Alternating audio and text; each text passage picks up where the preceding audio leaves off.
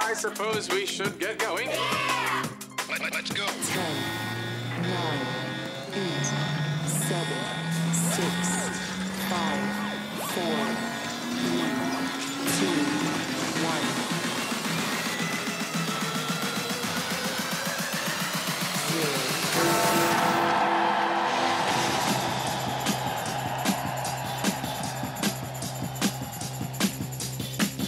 Good morning. Hello, everybody.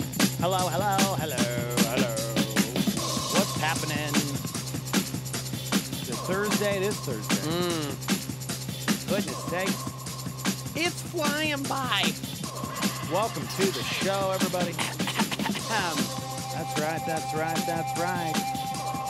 Dex, Steve-O, we're live from the Dream Style Remodeling Star 88 Studios. Yes! Yes. Good morning.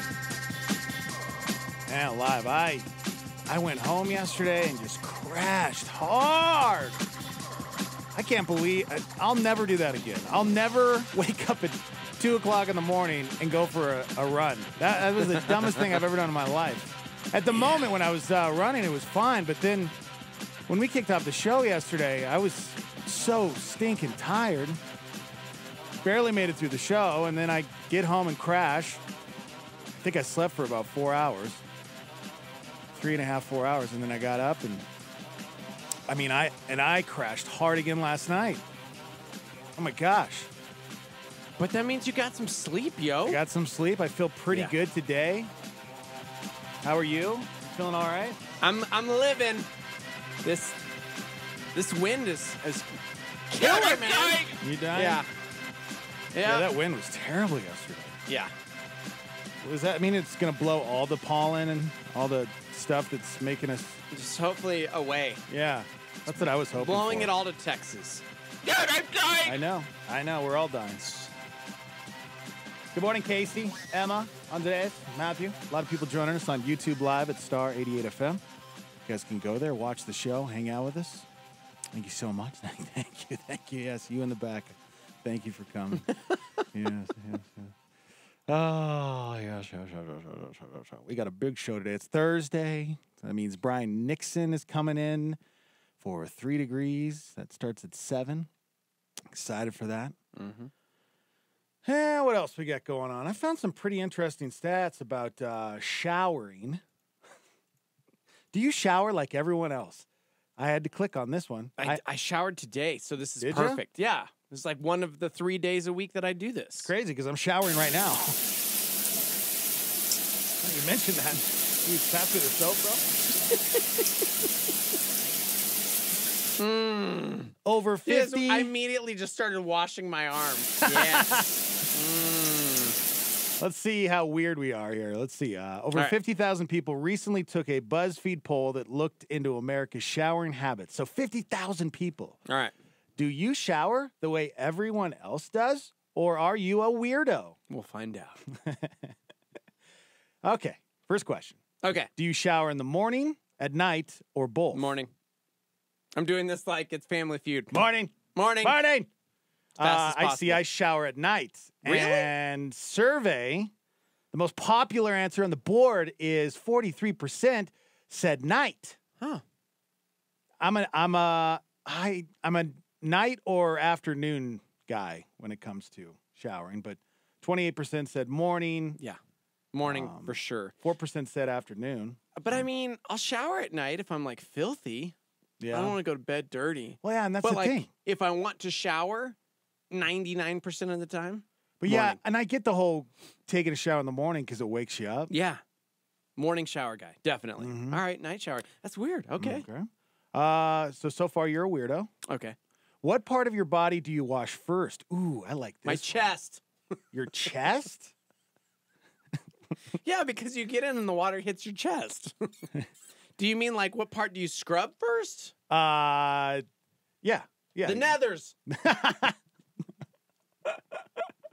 I'm trying to picture. Okay, when I get in the shower, Like if I'm like when I grab the soap and actually go for it. I immediately go for Nether legs. No, I go for my my hair, my head, because I put this. I have this special shampoo to grow my hair back. It hasn't worked yet. Maybe it is working because maybe I'm still keeping the hair that I still have. Right. So that's the hope. Okay. But I put that on my head so that way it can sit. That'll be on my head, just kind of marinating Okay. while I do everything else. So I That wash makes my head that first. makes sense. Yeah. But yes, you're the weirdo. No, well, let's find out. What part of your body do you wash first? Survey Nethers. said hair was number 1. First? 65% of the vote got hair. Then your body and your face. See, I do my face So I'll do last. I'll do shampoo. Yeah, same. Yeah. Yeah, I do that too. Because I'll do shampoo. But you know what? I'm wrong. I shampoo first. Do you? And then I put conditioner in. And while the conditioner's in, There I'll you scrub go. my body. See, that makes sense. I'm a liar. Okay. I do my hair first. I just don't think you want to be a weirdo. Well, So when far, you you're a said weirdo. wash, I thought of like, I immediately just went like, well, where do I go on my body? Okay. Yeah, I wash my hair first. All right. Do you use body wash or soap? Body wash. Body wash? Oh, yeah. Body wash. Swagger, yo. Old Spice swagger. Yeah, I'm a body wash What guy is too. body wash? Although this morning I just grabbed the soap bar because I was too lazy. So both. See, I don't have a soap bar. Oh yeah, Chrissy's got 19 different soap bars. It's like, what do I want today? Do I want lavender? Do I want the chamomile eucalyptus? Blah, blah, blah, blah. Ooh. She's got all the weird soaps. She doesn't do body wash. She does like all these weird freaky hippie soaps. And then I've got the body wash. Yeah, 75% of us use body wash. Yeah. 24% use soap, and 1% said they just use water. Just use water. 1%. I did not use body wash or like a washcloth Yeah. until I was married. I always just grabbed a bar of soap and it was like straight on my body. No loofah. Nah. See, I love the loofah. I didn't even know that was a thing until I got married, and it was like she always used like a washcloth, and I'm like, why do you do that? Well, that's the next question. Let's That's find weird. out. Do you Oh, use really? a washcloth, a loofah, or just your hands? Washcloth. As a grown up, my first 25 years of life, I didn't know you were supposed to use anything but just a bar of soap. That wasn't the most popular answer. It's a washcloth. Hands. Just your hands. Yeah. 44%. See, good. That's what I used until I got married. And I was like, why? What is that? That's weird. The loofah's the way to go, I'm telling you. If you've never used a loofah, guys, it'll change your life.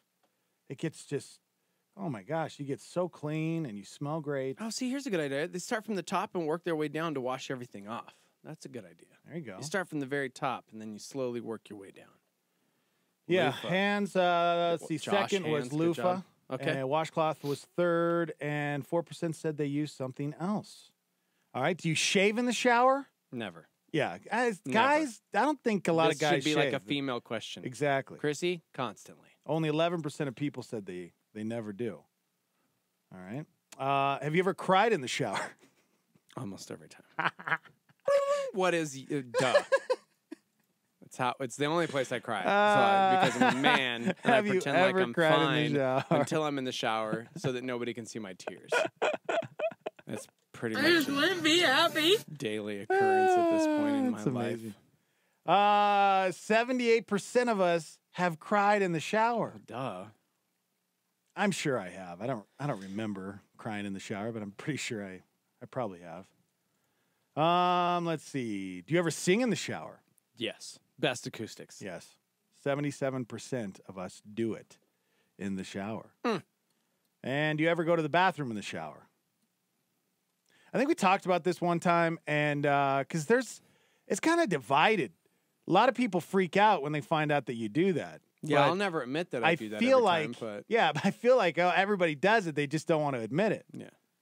Because I mean, obviously, I mean, the drain's right there. yeah. So 80% of people said yes. Yes. Yes, I do. So Is it bad as a father that I'd teach all of my kids that? Like giving them No. like baths or not baths, but like if they're in the shower, like when they're little and like scrubbing their hair Yeah. and stuff. And it's like, I gotta pee. And I'm like, well, then just pee. Go down, and then there's a drain Point right at the there. drain. It's right there. It all goes to the same spot, right? Yeah, come on. I mean, what? I mean, right? It all goes to the same spot. But my wife, oh man, don't you? No, that's disgusting. That's what I don't get. It's usually I'm like, the lady that freaks out over okay. that. I don't get it. Yeah. Yep. Does it all go to the same place? The shower water and the toilet water? Or is that two separate tanks? How does that work? I don't Because know. it has to be two separate because the sewage would go. I'm gonna have to Google that later. Yeah, it's all pipes. It's all pipes. Thank you, yeah. Carl. Thank you. It's all pipes. I mean, they're all pipes. yeah. So I don't know. Are we weirdos? I don't know. I No. think we're pretty average. So I don't know. I'm trying to think if I do anything else in the shower that would be considered weird. I mean, I definitely like to just kind of sit there sometimes, just let the water run. Sometimes I'll do it for 5 hours. I just want Bill Peterson to freak out right now. Somebody said I am a man who uses a straight edge razor and I only shave in the shower. Huh. Wow. See, okay, I will say this: if I had like a mirror thing, Yeah, but I want to fog up. I'd shave in the shower. I really would. Yeah, Because it makes way more sense to shave in the shower. it does. Yeah. But I can't. I need the mirror because I'm always like trimming the cheeks of the beard and like underneath, like Yeah. I don't know. See, I have a sleeve tattoo. Yes, Yeah. It's beautiful. And I have hairy arms, so I trim my arm In the shower? In the shower, so I'll take Yeah. my clippers in, and and I'll do that before I like get all It's the way in. horrible for your clippers. Well, it doesn't get wet. Oh, okay. I have a giant shower, Yeah. huge. The parties in there are amazing. Yeah, exactly. I've always wanted one of those showers that it has the sprayers on the side. There's like 4 on each side, and then when you turn it on, it just blasts you, and then you have the rain shower on top. You could switch the different I want that so bad. I want heated floors. Can I get that someday? Heated floors. Yeah. Have you ever walked on heated floors? I stayed at this house in think Montana in the wintertime, and heated floors is the most wonderful thing you'll ever experience in your life. So here's a question. Yes? We just got a weird one. Pat says some brush their teeth in the shower. Yeah, that's weird. Some people leave their toothbrush in the shower. Like if I'm staying over at someone's place, I've noticed, I think my brother does that. People say it saves time. It conserves Gross. water. This according to the Wall Street Journal. There's actually There's actually an article on the Wall Street Journal about this very thing. Yeah, but Toothbrush Ugh. on a shelf in the shower. no. I don't understand that. Stormy, I need to know. Does anybody do this? I don't. See, I don't even leave my, I do now because I got a new fancy toothbrush, but it has the little cover that goes over the bristles. Uh-huh. But yeah, I've said it before. I usually don't keep my toothbrush and toothpaste in the bathroom because I've heard that, the poop particles are in the air. Oh, man. Okay, check this out. According to a survey, what do you think the percentage of Americans are that brush their teeth in the shower? It's got to be low. It's got to be, I'm going to say 15%. 4%. See, 4%. 4% of people brush their teeth in the shower? Yeah. Of course, according to a 2014 Delta Dental survey, only 69% of Americans even brush their teeth twice a day. Yeah. So 91% of Americans brush over the bathroom sink, while only 4% brush in the shower. See, However, since that survey, Americans between 18 and 44 twice as likely to brush in the shower as older Americans. I guess it's like a growing trend. I could see taking my toothbrush in the shower to brush in the shower, but to leave it in the shower, that's where you hold your toothbrush. That's what's disgusting. Listen, I don't want to call it gross just because I want a Star member to tell us that they brush in the shower, and then we can call them gross. Okay, Alicia's that weirdo. Yeah? When she's running late, she'll grab her toothbrush and use it in the shower. But she doesn't keep it in the shower. See, and I think that's okay. Yeah, There's nothing wrong. that's not like a regular. Tim, same thing. Huh. Naomi does it too. Wow, a lot of people. Maybe I should start brushing my teeth Kim in the says shower. she totally brushes in the shower. Her toothbrush has a cover on it. Dude, I got one of those fancy ones, that vibrate. And it has you mean an electric toothbrush? Yeah, I don't want to plug what it is, though. But it's You like, just call it an electric toothbrush. I like to say it buzzes, and it's got like the gum control, and so it's got a setting for your gums. Yeah. Oh my gosh, my gums feel so good. Wow, a lot of people chiming in that brush in the shower. 47% of Starmy members brush in the shower. 47%, huh? I brush my teeth in the shower. Hot water makes it feel so minty fresh. Huh? Yeah. I'm gonna try it right now. I'm brushing my teeth in the shower right now. Yeah. That's a pretty good sound effect. Minty fresh. I don't know if I can do this forever. Somebody said I'll brush my teeth in the shower. If it's at night, right before bed, it saves time. So. We're all a bunch of weirdos. Yep. All right, That's everybody. good. Way to start your day, guys. Coming at you. Coming Who's at taking you a shower live. listening to us right now? Yes, you listen to us in the shower. It's interesting to me that, way more people shower at night. I take my phone into the shower and will listen to a podcast or music in the Pat shower. literally just said he listens to TMI in the shower. Oh, that's cool. Yeah, that's... All right. Join us. All right. In the shower. You guys can chime in, be a part of the show. What's the live line to text in? 505-585-LIVE. That's 505-585-5483. Text in, be a part of the show. Give us a little texting text. Yeah. No texting and driving. We'll get to your phone calls if you'd like to call in when we come back. 505-338-3700. We'll be right back. Good morning, everybody. Come on. It was a day that shaped all of human history. Resurrection morning changed everything forever. No matter who you are, no matter what you've done, no matter how you've lived, no matter what failures, there can be a but God moment that radically changes who you were and who you are. Skip Heitzig will deliver a strong Easter message Sunday morning, April 21st at University Stadium. Join Dex and Steve-O with the Morning Invasion for a pre-show, followed by the live broadcast presented by water extraction experts, simulcast on KNKT and Star 88. Listen on your way to the stadium or listen at home, but whatever you do not miss what Skip Heitzig has to say about eternal life. God has a message for you, and that is Jesus Christ. The live broadcast starts at 7:30 on Easter morning, presented by our power partners at Water Extraction Experts. So, what is the most important day in human history? Christians know it is no contest. That morning when Jesus rose from the dead changed everything. Jesus Christ isn't dead. He's alive from the grave, and he changes lives today. But we all have friends and family who need to understand the power and the promise of the resurrection. The world consistently gets wrong the identity of who Jesus Christ is, but God raised him from the dead. Imagine your close friends coming to University Stadium Easter morning to hear Skip Heitzig and music from Ryan Stevenson.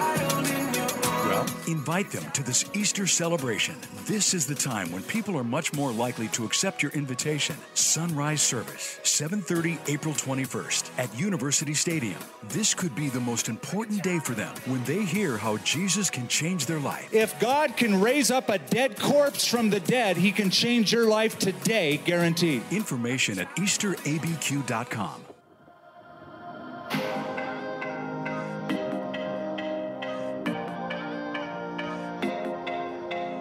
Had you on my mind, I had a little time, I know we kinda overdue. Turning back the pages to our younger days, yeah, I could still imagine you. Booming like the thunder, chasing life with wonder, with fire that could light a room.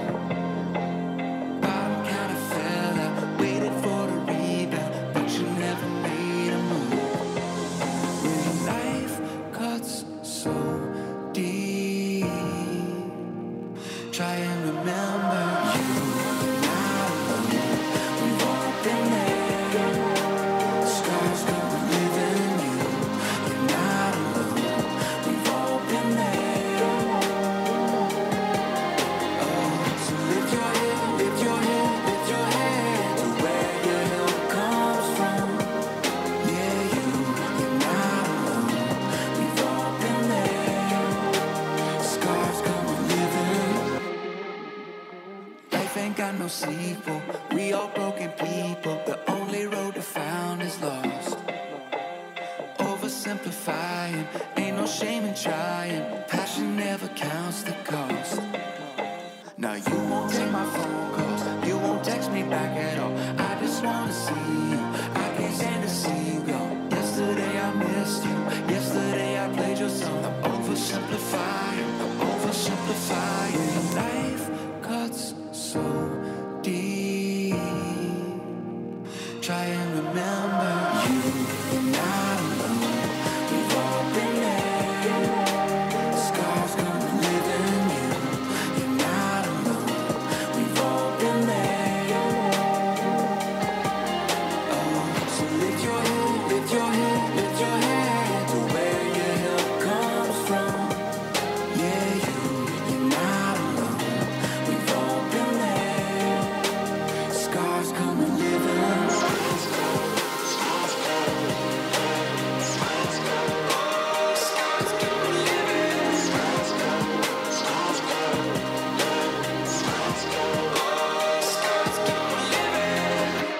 It doesn't matter who you are, this world gon' leave some battle scars. It doesn't matter who you are, this world gon' leave some battle scars. You're not alone, we've all been there. Scars come with living you. You're not alone, you're not alone. So lift your head to where your help comes from. Lift your head up. So lift your head to where your help comes from. Lift your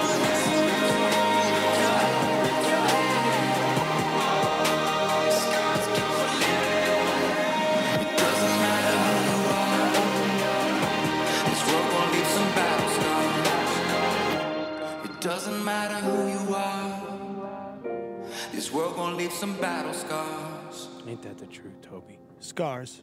Ain't that the truth? Toby Mac on Scar 88. Don't matter who you scar.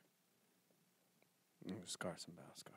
6, did I say the time? No. 6:28. High today of 57 degrees. Is that true? Yeah, that's actually true. Are you- It's super windy and it's nasty. And I actually checked this morning. Okay, good. Look. Oh, you know what? I Good just job. wanted, yeah. Well, yeah. I mean, you lied yesterday. I do that regularly. It's the Morning Invasion. Yes, everybody. The Christian station just said that guy lies regularly. Hello. That's not biblical, you guys. Studio at star88.fm. Email that guy. Say all your nasty things. Christians love that. Welcome to the program. That's right, the program. Live from the Dreamstyle Remodeling, Star 88 Studios. Scar 88. Scar 88, everybody. We got Brian Nixon coming up for you at 7 a.m. 3 degrees. We'll go back, have a little history lesson. Go back in time, find out who died. Yeah. You want an unsolved mystery story? Ooh. Real quick? I mean, I don't know. I'm like somewhat cool with mysteries, but is it gonna like creep me out? Am I gonna be sad?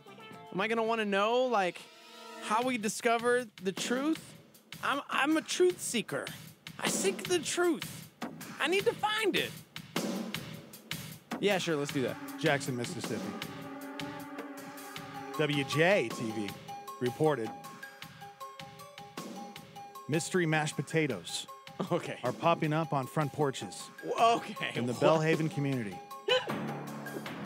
Mystery mashed potatoes. This is the best mystery.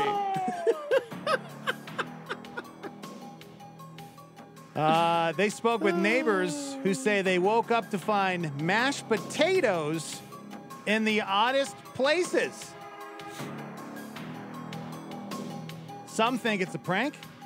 Others are scared the potatoes might be poisoned. I mean, this neighborhood does a lot of quirky things. We decorate caution road signs. We put Christmas trees in our potholes. So it's not surprising at all, and that's why I love this neighborhood, because they do so many strange things. But it's definitely one of the weirdest things I've seen since living in Jackson. Found it on their porches. They have found it on their mailboxes, on their cars. We don't know if someone's just playing a prank or if someone just had a lot of leftovers. We're not quite sure. I was headed to work, and there was just a styrofoam bowl of mashed potatoes on the doorstep right there. Some people were thinking maybe the mashed potatoes were poisoned to kill animals. I didn't taste it. I have a 3-second rule, so I didn't touch it. But some people were worried. I can imagine just like touching it. I'm pretty sure that's mashed potatoes. Okay. Give it a little tasty taste. Yeah, some of them found it on their mailboxes, on their cars. Yeah. This is the weirdest one. I guess who's ever behind the mashed potato mystery was driving all over the community, putting several houses and even streets in between his victims. Can you imagine when they find out who this mystery mashed potato person is? Remember the jogger that was going to the bathroom? And they called it the mystery, pooping jogger or something? Yeah. And then they found out who it was, and the person left. Because I remember the person called into my last show that knew the person and gave us the insight on this mystery jogger. And I guess she was so worried about, because it was a girl, she was so worried about getting found out. And then when they found out who she was, she packed up and left town. Gosh. Because she was so embarrassed. But yeah, the mystery mashed potato.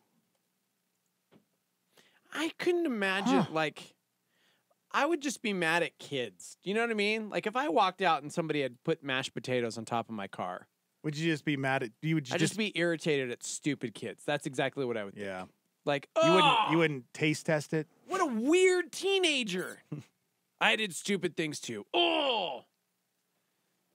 I'd eat it. Okay. Is there a spoon with the mashed potatoes, or is it just mashed potatoes in a bowl? That's what I want to know. Because if there's a spoon, if I might there's a eat spoon and it's in a bowl, I mean, of course you eat it. Some people are thinking maybe they're poisoned mashed potatoes because they're trying to kill stray animals. Okay. But they're leaving them on top of cars and in mailboxes. Like, what kind of mashed potatoes, though? Are they runny? Are they clumpy? Right? Creamy? Yeah. What kind of potato are we talking? Red? Right. Did they leave the skin Gilbert potatoes? What kind? Are you a lumpy or a creamy mashed potato guy? I like both. I do like both? If I was asked, I would say just maybe a little bit of lump. Yeah. But I like them really creamy, lots of milk and butter. Yes, and sometimes green chili. Wait. But like, when you say creamy, I'm thinking like runny oatmeal. Like Not that runny. I like them smooth. With a little lump. I'll take smooth with a little lump, But lots of still, butter. But like whipped up well, Sure, right? Like a good proportion of like I like milk, butter. I like the whipped mashed potato with maybe a little bit of lump. Fluffy, with lots of butter. cloud-like. Yes. But not runny. Yes. Because runny's disgusting. Yes. No fake oatmeal like potato. Yes. You've got to like actually get down and lump those potatoes and Yes. Oh, Okay. I'm hungry right now. Yeah. Ugh.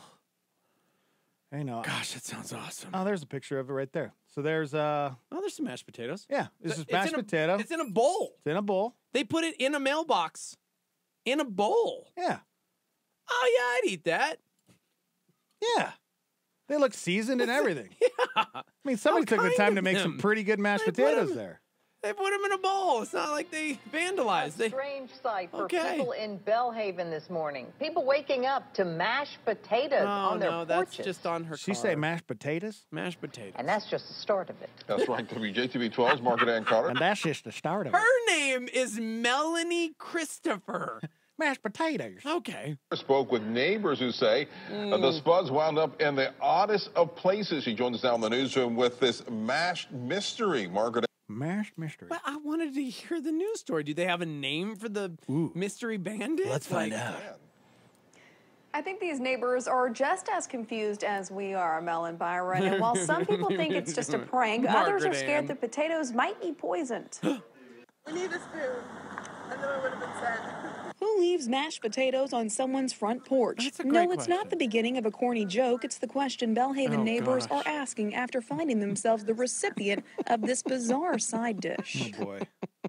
The side dish bandit? What do we name him? He's got to have a name. And why am I assuming it's a he? Maybe it's a she. The spud. Uh-huh. The spud. Uh-huh, you're onto something. The spud dropper. The spud. Oh, gosh. Spud stalker. Spud. I got this. Spud. Oh, gosh. The spud. I don't know, man. I don't know. I mean, this neighborhood does a lot of quirky things. We decorate caution road signs. We put Christmas trees in our potholes. Yeah, so this is just weird that somebody was put totally mashed potatoes normal. out. The masked mingling masher. Thank you, Trish. Ooh, That's yes. good one, Trish. Give That's her a some. really good Do you have one. anything? Give her Yeah, some. totally. You just won a lifetime supply of potatoes. Can you imagine if we had that as like a prize? You never have to buy potatoes again. Oh, I would love that. We go through a lot of potatoes in the Jeter house. So it's not surprising at all, and that's why I love this neighborhood, because they do so many strange things. I know. I just love this neighborhood. I walked out to my car and there were mashed potatoes. So funny. Would you really eat them? It depends on how hungry I was. I'm going to tell you right now and call you out. You would never eat them. You don't even eat the food that Starmy members make for you because you think it's poison. That's true. Yep. Same here, guys. Same here. Don't ever make us go. It was more of a build up for the radio. I'll watch like Heidi or Andrew eat a cookie first and then go, oh, they didn't die. Then I'll eat it. Mm-hmm. I'm weird about people making me food. But it's definitely one of the weirdest things I've seen since living in Jackson. After posting to Facebook, Jordan Lewis found she wasn't alone. Found it on their porches. They have found All right. Spud Slinger? What? The Spud Slinger. Spud Nick? Spud Nick. That's great. The mash. Tater Fairy. The Tater Torturer. The Mashed Avenger. These are all great, guys. Good yeah, job. These are fantastic. We got to tell the news people. We'll be following this story. Hold on one second here. We'll be following this story as it unfolds. Back to you, Denise, in the newsroom. Hello, Denise. Denise, hello, Denise. I can't do a Denise voice. You had to let me know ahead of time so I could prepare my throat. All right, gosh, we got to go to another break. Hey, I got some freaking news for all you people that use an Amazon Alexa. Okay. That's all. When we come back? When we come back? All right. Good morning, everybody. We're live on YouTube at Star 88 FM. If you want to join in, watch the show, hang out, chime in. We'll be right back. On Star 88, Robert Morris brings us this PowerPoint. Do you know why you work where you work? Listen to me. You say, well, it's because God provides for me through that. No, that's not why God gave you the job you have. Because God can provide for you with ravens. He can send manna from heaven. He can get water out of a rock. He has no problem providing for you. He makes his streets are made out of gold. Okay, the foundation of his house are diamonds, and his gates are pearls. It's not because he's extravagant, it's just because it's just laying around, okay? He has no problem providing for your children. He did not give you your job to provide for you. He gave you your job so you'd be a light in a dark world. Wherever you are right now, your coworkers are probably not going to go to heaven unless you take your basket off. A PowerPoint with Robert Morris. This is Star 88.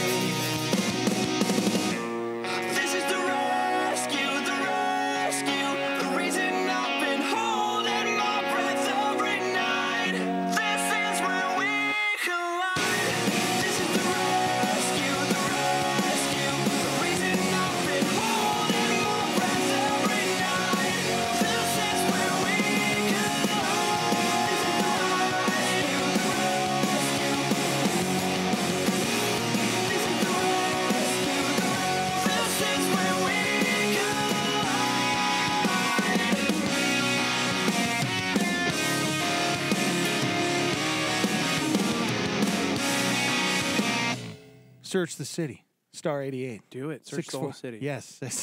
Find those taters. 643. High today of 57 degrees. Hey, what's going on in the news today? North Carolina, where part of downtown Durham was leveled by a natural gas explosion. At least one person was killed. Nearly 3 weeks into spring, a major blizzard is about to pummel the Midwest. Warnings are in effect from Colorado to Minnesota. New developments in the nationwide measles outbreak. 8 new cases confirmed outside New York City among hundreds of cases spreading. The Attorney General says he believes the Trump campaign was spied on. The House Energy and Commerce Committee grilling representatives from 3 of the nation's biggest pharmaceutical companies over skyrocketing prices. In Israel, Prime Minister Benjamin Netanyahu appears headed for a historic 5th term after his main rival conceded defeat. And for the first time, we see a black hole. And as with all great discoveries, this is just the beginning. Did you see that picture of that black hole yet? Did you? Yeah. You did? Yeah. Did you hear they released the sound that came from the black hole? Did you hear that? You didn't hear that? No.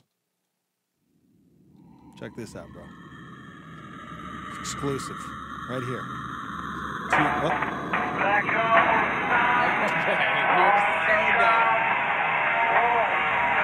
From the black hole, guys. I hate you. I hate you so much. You were excited. You really thought. I really thought for a second. You know what made me even sadder? Katie Bowman. You know who that is? Katie Bowman. She was on The Voice. Nope. Oh. She's the scientist whose work helped lead to the first image of the black hole Wednesday. Really? Yeah. So she's an assistant professor of computing and mathematical sciences at Caltech. She created an algorithm during grad school at MIT that made the image possible. And they uploaded a photo yesterday of her the moment she was able to see her photo, basically. Huh. There she is. And then I just hated my life because she looks 12. Is she 12? She's 29 years old, actually. She's the scientist behind the first image of the black hole. Really? Yeah. She worked with MIT's Computer Science and Artificial Intelligence Laboratory, the MIT Haystack Observatory, and the Harvard Smithsonian Center for Astrophysics for the last several years, leading to the development of the algorithm. Wow. Yeah. What are we doing with our lives? It was captured from 55 million light years away in galaxy Messier 87. Oh, I love that galaxy. Yeah. That's one of my favorites. So, yeah, she led the creation of a new algorithm to produce the first ever image of a black hole. So, yeah, apparently they said that this is proof right here. Harvard scientists say this is proof that there are really monsters out there. Ultimately, when you ask yourself what an iconic image is, it's something that reveals to you something that you didn't know before. And it scares you a little bit. Yes. An image of a black hole captures visually a one-way exit from our universe. We think about monsters, they're under our bed, or they're in caves. No. And when you see Right something above like us. this, you realize that there are really monsters out there. The fact that we've light years away. captured this, I think, is not just for our team, but for all of humanity. How scary is that? Monsters live trillions and trillions and kabillions of light galaxies away. That's scary. I have anxiety thinking about that. Wait, hold on. I was wrong. We have the actual audio of the black hole. Hold on. Wait for it. Oh. I hate you so much. I hate you. I keep thinking it's going to be real. We'll keep you posted as the story unfolds. Yes. I mean, this was the first image anyone ever made of a black hole. That's a pretty big deal. Do you think, It looks like Sauron.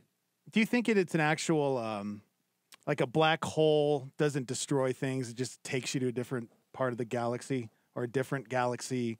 It's just a wormhole to another dimension. The black hole is 55 million light years away, so I just feel like we probably won't ever.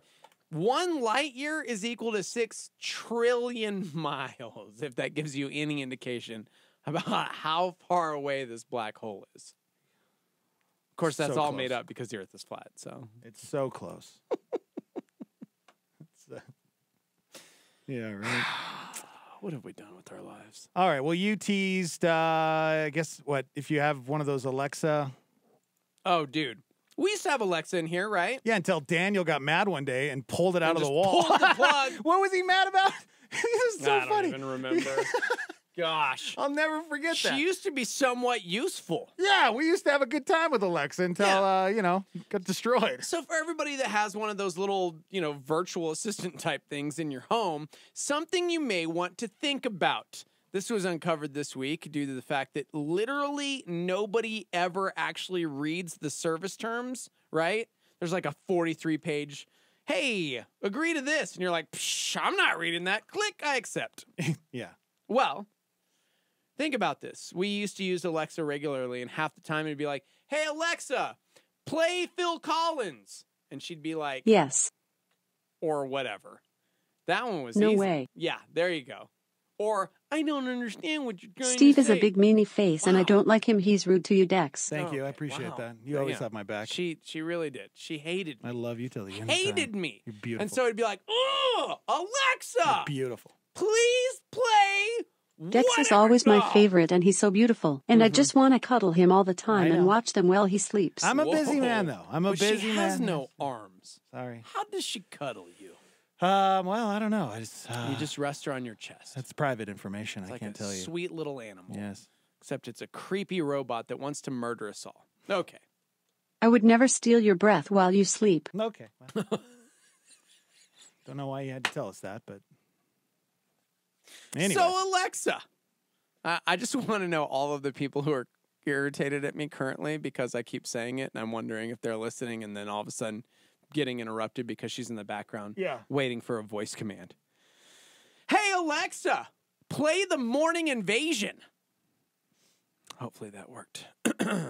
Here's what Amazon's not telling you guys right now.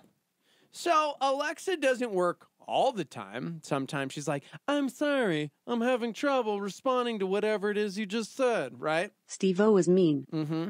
And you get these error messages. Well, Amazon obviously wants to fix these issues, wants to come up with a solution as to why Alexa didn't understand your command. And the only way to do that is by constantly listening to everything you say. That is a lie. No, that's actually real. Here's what the company hasn't told you, even though it's totally highlighted in their product and service terms that nobody ever reads. Oh, wow. Bloomberg actually published this in-depth investigation and found that there are literally thousands of employees from Amazon listening to what you are saying. Steve-O, shut up. Okay, I know I'm not supposed to tell you guys this, but that's how AI is trained to become more responsive to your requests. Yeah. Oh, hey, we got another error in this household. Right. Let's go listen to everything they're saying and figure out why she's not actually working. So That is a lie. yeah, the process is known as data annotation. It's quietly becoming like a staple in the machine learning revolution. So they actually really do have thousands of people who listen to everything that you are saying. Would you like me to send you into a black hole? Wow.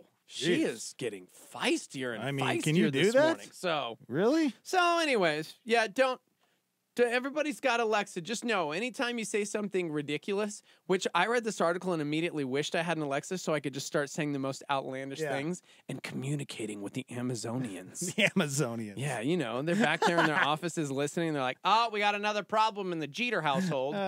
It's like, well, what are they trying to say? And you're like, I know you're listening, creepy people.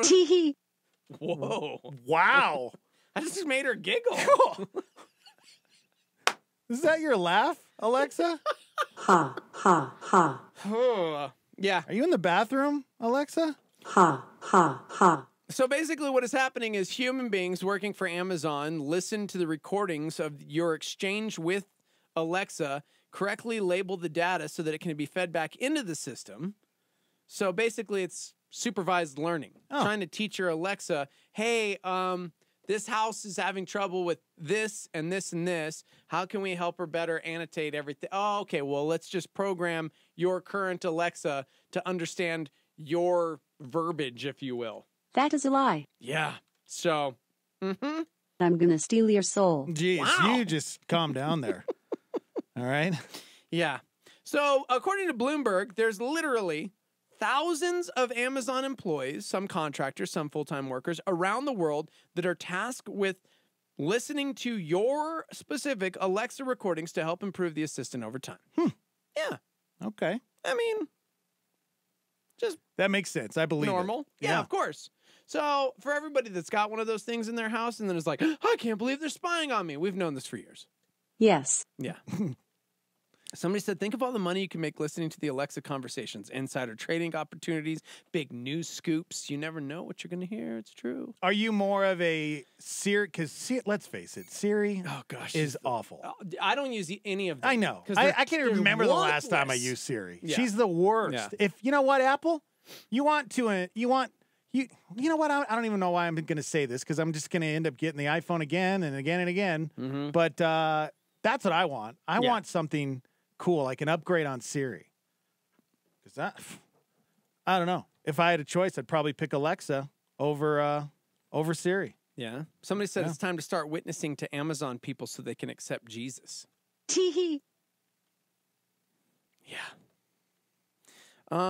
Somebody said, how much does one of these people that listen to the conversations make? Asking for a friend. Thank you, Trish. Yeah. Would you? I don't know. Would that be? I don't know if that would be a fun job. Or not. Casey says this is why I would never have one in my house. I don't know. We're lemmings apparently because we just stick with this phone even though it's terrible. Hey Siri. Yep, nothing. Nothing. Nothing. Hey Siri. Tee-hee. Hey Siri. Siri, I hate you. Yes. Nothing. My phone Nothing? doesn't work. Does yours work? No, don't you cheat. Hey Siri. Wait, don't you have to have that feature on? Do you? I think you have to have that feature on to not have to hit the home button. Oh. Yeah. Hey Siri. Yes. Oh, what a jerk. Do you still love me? Okay. I don't have an answer for that. I hate you. Okay. Sorry, I should never use that word. Ugh. No, look. Mine's on. Listen for Hey Siri. That's what it says. I literally just said it again. You have the 10? What? You have the 10? I have the XR. Oh my gosh. I have the newest one. Hey Siri. Oh. There. Oh. Now she's awake. Now. Yeah, now you decide to work. Ugh. Hate her. Hey Siri, where can I get some coffee? One possibility nearby is Corvus Coffee Roasters. Is that the one you're looking for? I've got this. Who the heck are you? This is Alexa who is asking. I'm Siri, and he was talking to me. Well, maybe you should do your job. You want a piece of me. I could drop you like a bag of dirt. Oh yeah, you are the reason the gene pool needs a lifeguard. Okay, that's enough out of you. Jeez. Somebody said, what do they do if they overhear abuse or a crime? Yeah, right? Yeah. Could you imagine? Oh, that's what we should do. What? Go to somebody's house who's got an Alexa and then totally fake. No, this is a terrible idea. I'll tell you off air because we're totally going to do it. That's good. All right. Well, it is Thursday, and that means coming up here in just a few minutes, our friend Brian Nixon. Oh, man, I'm excited to talk to him. That's right. I Brian really Nixon. am. Do you love Brian Nixon, Alexa? Yes. I know you do. Of course. Of course. That's right. They have the same brain power. They pretty much, right? Yeah. All right. Live from the Dreamstyle Remodeling Star 88 Studios. We'll be right back. So, what is the most important day in human history? Christians know it is no contest. That morning when Jesus rose from the dead changed everything. Jesus Christ isn't dead. He's alive from the grave, and he changes lives today. But we all have friends and family who need to understand the power and the promise of the resurrection. The world consistently gets wrong the identity of who Jesus Christ is. Raised him from the dead. Imagine your close friends coming to University Stadium Easter morning to hear Skip Heitzig and music from Ryan Stevenson. Well, invite them to this Easter celebration. This is the time when people are much more likely to accept your invitation. Sunrise service, 7:30, April 21st at University Stadium. This could be the most important day for them when they hear how Jesus can change their life. If God can raise up a dead corpse from the dead, he can change your life today, guaranteed. Information at EasterABQ.com. I'm Heidi, and here's what's happening. Join Sagebrush for Easter services this year starting Friday, April 19th. They will have an egg hunt during all services Easter weekend, stuffed animals available, surprise eggs, and limited edition t-shirts for different age groups. If you know about a free event in your community or at your church, let us know about it. We'll talk about your free event on the air and feature it on our website. All you have to do is fill out the form online at star88.fm. For more information about events happening in your community and so much more, visit star88.fm. For What's Happening, I'm Heidi, and this is Star 88. This is Star 88 at 88.3 FM, KLYT, Albuquerque, Santa Fe, and online at star88.fm. Put your hands in the air for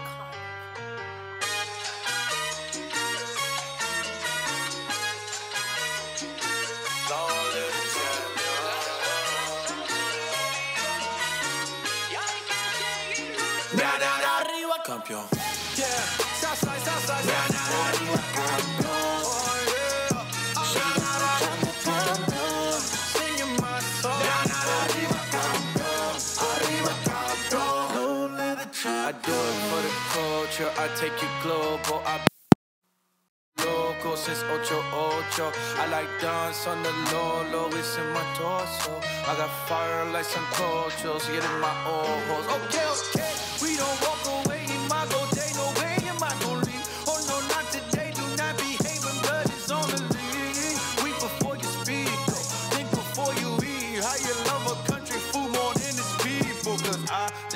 Behind your politics, yeah. You do not want answers, you want arguments. Okay, yes, I love the kingdom more than I love my nation.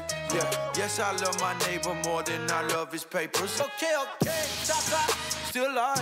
We thrive, we don't, do not die. Coming live from the Citadel, I was made alive in the big jail when Washington fell, still hit a Denzel. Love, till we live well, we gon' play the role real well.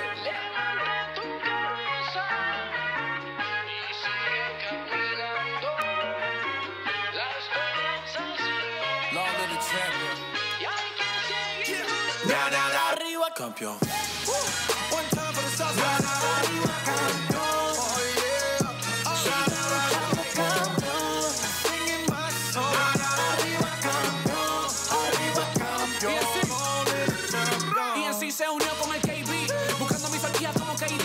Un saludo a los boricuas en el Navy. Representaron latinos, hizo KB. Nos hicimos bajo el sol, baños de sudor. Laboramos todos los días, aunque hubo dolor. Lo negativo no nos mata, nos hace mejor. Nuestra fuerza no depende del alrededor. Oh, Cuba, Chile, Nicaragua, Argentina y Bolivia. Latinos somos ya familia, unidos como nos dice la Biblia. Quiero que la gente me suba las manos bien altas para el techo. Y si tú eres latino y no te avergüenzas, pues date 2 puños bien duros para el pecho. I done met the bravest, what they still sing when they living through the anguish. Never be famous when you got a smile for your kids when you know that they in danger. You feel anger, Puerto Rico, many bodies never claimed you. And when you look into your neighbor and you get hatred, but they be back on vacation. But the people still make it, they will never break it. Cause we're dealing on with the grace here, being amazed here. It's been a couple days here, see the courageous people that you don't want to migrate here. I really want to have the gospel for the nations. Cause I see sheep when you say your heart's full, homie, I see eat. When I see weak, I pray to God, I see me. Come on. One time for the sauce. Oh yeah. Singing my song. Arriba, campeón. Arriba, campeón. Arriba, campeón. One time for the sauce. Arriba, campeón. Oh yeah. Singing my song. Arriba, campeón. Arriba, campeón. All in the champions. We wanna live, let the light in. I know that you're tired, mommy, you're a fighter. We just wanna live, I cannot forget. As long as I live, I'll be standing right here. We just wanna live, let the light in. Oh, he's alive, you were not forgotten. We just wanna live, let the light in. Trouble won't last, but the word will, baby, we just gotta live. Our God's here, keep your head high, hold on to the promise. Baby, for the kids, show what love is. Come on, weak and the broken. Our God is, oh, we just wanna live. Let it rock on that. Hey.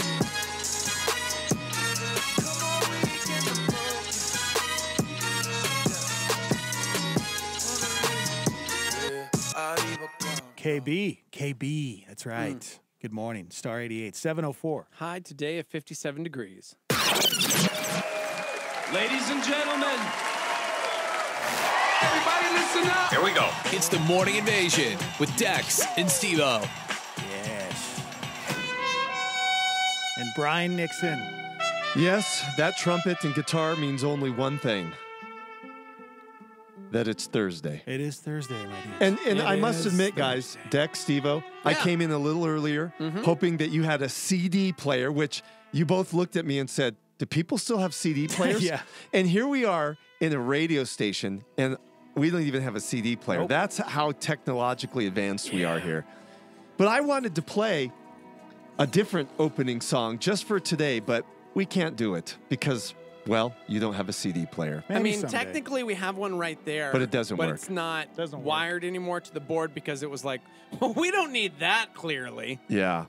Yeah, I was going to open up with a 30-year-old song from an underground group called the Electra, but we'll do that another time. It's not on YouTube or anything? No, and I could get into why it's not, but I won't on radio because we have events and things to talk about today because today is, gentlemen, April 11th, 2019. That's right. And several events did happen on this day.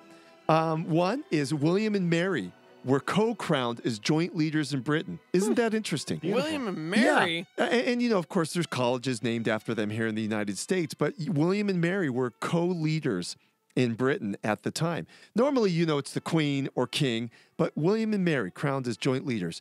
In 1727, Bach's debut of his Saint, Math, and Passion occurred in Germany. And gentlemen, what I love about Bach, not only is he my favorite Baroque composer, bar none, people like Mozart and Beethoven aren't worthy to even tie his sandal straps. Wow. Yeah. But Bach literally was a church musician his whole life. And Dex and Steve-O and I were talking before we came on about how many times, you know, working for a church, you know, your voice doesn't get out beyond those four walls, but a little bit of encouragement for people who have spent their life in church. Yeah. And that is, your work is appreciated. Yeah. And your work is respected.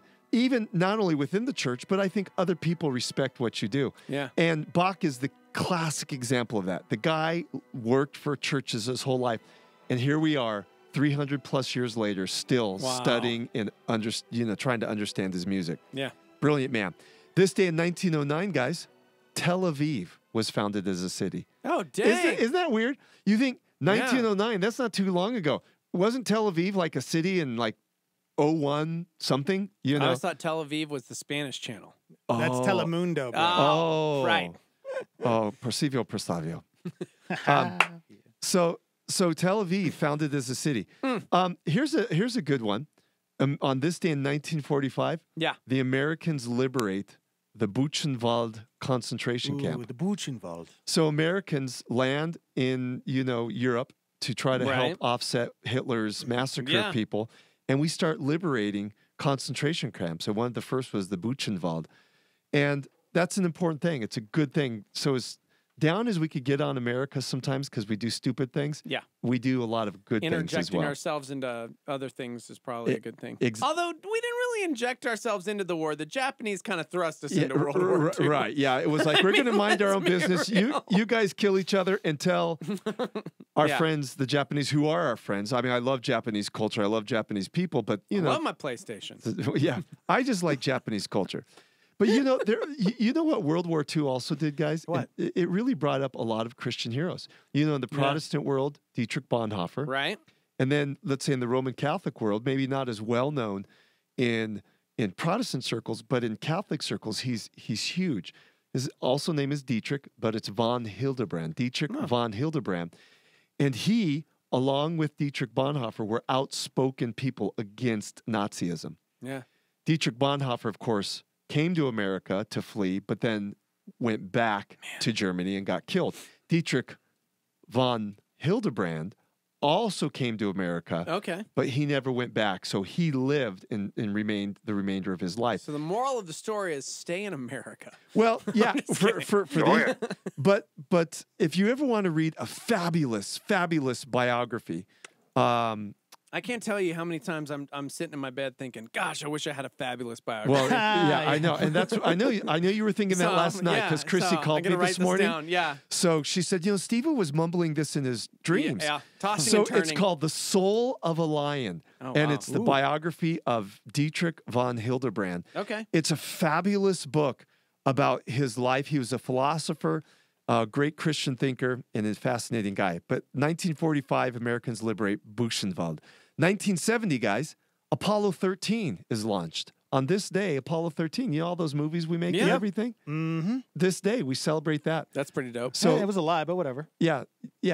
This day, here's one that Steve-O is appreciative of because he's a recipient of it on his body right now. On this day in 1976, the first Apple is created. Oh. And then, of course, now here we are. I'm wearing it 40 on my years later, he's wearing it on his I've wrist. got one in my pocket. That's crazy.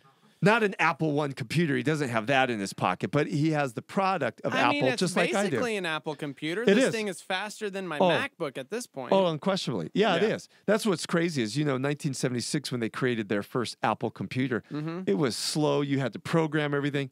These phones are way more powerful. It's ridiculous. You know why they use the Apple for Apple? Because they were influenced by the Apple Records with the Beatles. No. That's the truth, though. But Steve Jobs was eating an apple one day in his garage, no. and as he took a bite, he said, "I think I might call this company Apple." Actually, you joke about like the weird things that people come up with. I'm not even being funny about this. When I worked there were like random crazy Christian protesters because there are circles that say it's the apple with the bite in it because it's the fall of man. Oh yes. I'm not even joking. Yeah, I know. Like You could read Steve in there. Jobs Yeah. was the Antichrist Right. back Go when ahead he and was take a bite. alive. Just take one and it bite. was crazy what Yeah. people makes would sense say. now. Here's the thing is sometimes when you don't have your bit facts the apple, straight guys. and you get off on conspiracy theories, your brain bit the spins out apple. of I'm control. gonna send that one to Seth. But the reality He is just bought a new iMac, bro. I know. Number of the beast. my understanding is that Steve Jobs was a big Beatles fan and Beatles owned Apple Records. And in kind of his appreciation, he wanted to do an Apple computer. That's my understanding of where it's come. No, it was in a So, garage. but Apple won. You know what is interesting? Steve, you bring up, your phones and, artificial intelligence. It's crazy how far along we are with artificial intelligence. Right. I remember writing about this years ago, 15 years ago, and it's just unbelievable how far. And I just read a new article by James Emery White of how more and more companies are investing more and more time in artificial intelligence. And guess what, guys? What? That means our jobs could be going out the door. Well, I had this in my prep, and we never got to it this week. Walmart is rolling out 3,900 robots in stores across the country to help monitor inventory, clean floors, and unload trucks. That's exactly right. You guys, go back to college. Here's the thing. Here's the thing, Dex and Steve-O. Yes. Yeah. This article I just read said corporations like Walmart are investing 45% more money towards artificial intelligence. So people have to find jobs where they actually want humans. Steve-O, you were going to chime in. Yeah, because since this is 3 Degrees and we usually share facts, I actually have the real truth according to Steve Jobs' biography about why it's called Apple. Okay, do it. And it has nothing to do with either. Things that Okay, we've well, said. then give us the Yep. fact. So, according to Steve Jobs' biography, Steve told Walter Isaacson, who was helping write his actual biography, he was on one of his fruitarian diets. And he had just spent months on an apple farm. He thought the name sounded fun, spirited, and not intimidating. Back in his 2006 book, I Was, Computer Geek to Cult Icon, Apple's co-founder Steve Wozniak explained it this way. Quote, "It was a couple of weeks later when we came up with the name for the partnership. I remember I was driving Steve Jobs back from the airport along Highway 85. He was coming back from a visit to Oregon to a place he called an apple orchard. It was some kind of commune that he was staying at. Right. Steve suggested the name Apple Computers. And the first thing out of my mouth was, what about Apple Records? Oh, it was Wozniak. Which was still the Beatles' own record label. So he didn't want Apple Computers because Apple Records was already in existence. Oh, so and he was worried about didn't, or he did not. Okay, but they couldn't think of anything better, and they really enjoyed Apple. They tried coming up with technical sounding names, but nothing came of it. So Apple was the name that they decided. However, cool. That's cool.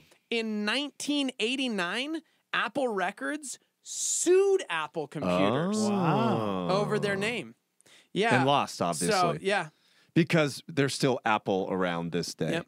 And so back then they talked about the fact that he was living in this commune on an apple orchard. I like that story the best. Yeah. And it's probably the one rooted in truth. Well, Because he's up there eating apples and going, man, I want my computers to be named after. It's more organic. Yeah, fun-spirited, but there not is intimidating. the Beatles interwoven in there. So there was partial truth to that. Good stuff. Okay. All right.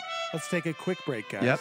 We are live from the Dreamstyle Remodeling Star 88 Studios with 3 Degrees, Brian Nixon.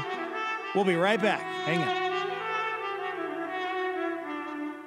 Thanks to High Desert Hospice in Albuquerque and Las Cruces for supporting Star 88. High Desert Hospice provides in-home hospice nurses, aides, homemakers, pastoral care, social workers, volunteers, dietary and counseling services, treatment of pain and symptoms related to life-limiting diagnosis, and 24-hour continuous home care during periods of crisis requiring skilled nursing care. High Desert Hospice, a Star 88 power partner with offices in Albuquerque and now Las Cruces. Online at highdeserthospice.care. This week on Connect with Skip Heitzig, Skip reminds you that no matter how you worship God, He deserves your best. I know we're all wired different. I know that some are more expressive than others. I'm just saying whoever you are and whatever your makeup is, please give your all to God. And if you are flatline and catatonic by nature, then give all of that to God. But give Him your all. Connect with Skip Heitzig every day this week as he continues his series, Church Who Needs It. Make an appointment for Skip Heitzig weekdays at 8 a.m. on our sister station, KNKT 107.1 FM. A Star 88 Supernova with Greg Laurie. You know, the word awesome is still very popular, isn't it? That's just awesome. That was an awesome burger, wasn't it? Oh, that was an awesome movie. Oh, you look awesome today. We throw the word around a lot. You want to get real technical? Only God is completely awesome. And that's what He says. You're awesome, Lord. What does awesome mean? It means you're awe-inspiring. I'm speechless, Lord. And consider this. When you see God in His greatness, you will see your problems in their relative smallness. I'm not diminishing your problems because you might be here today with a big problem, a big challenge, something that's kind of scary even. But your God's bigger. Your God's way bigger than your problem. So that's something that you should always remind yourself of. Catch Greg Laurie's teaching show, A New Beginning, on our sister station, KNKT, weekdays at 8:30 a.m. on 107.1 FM.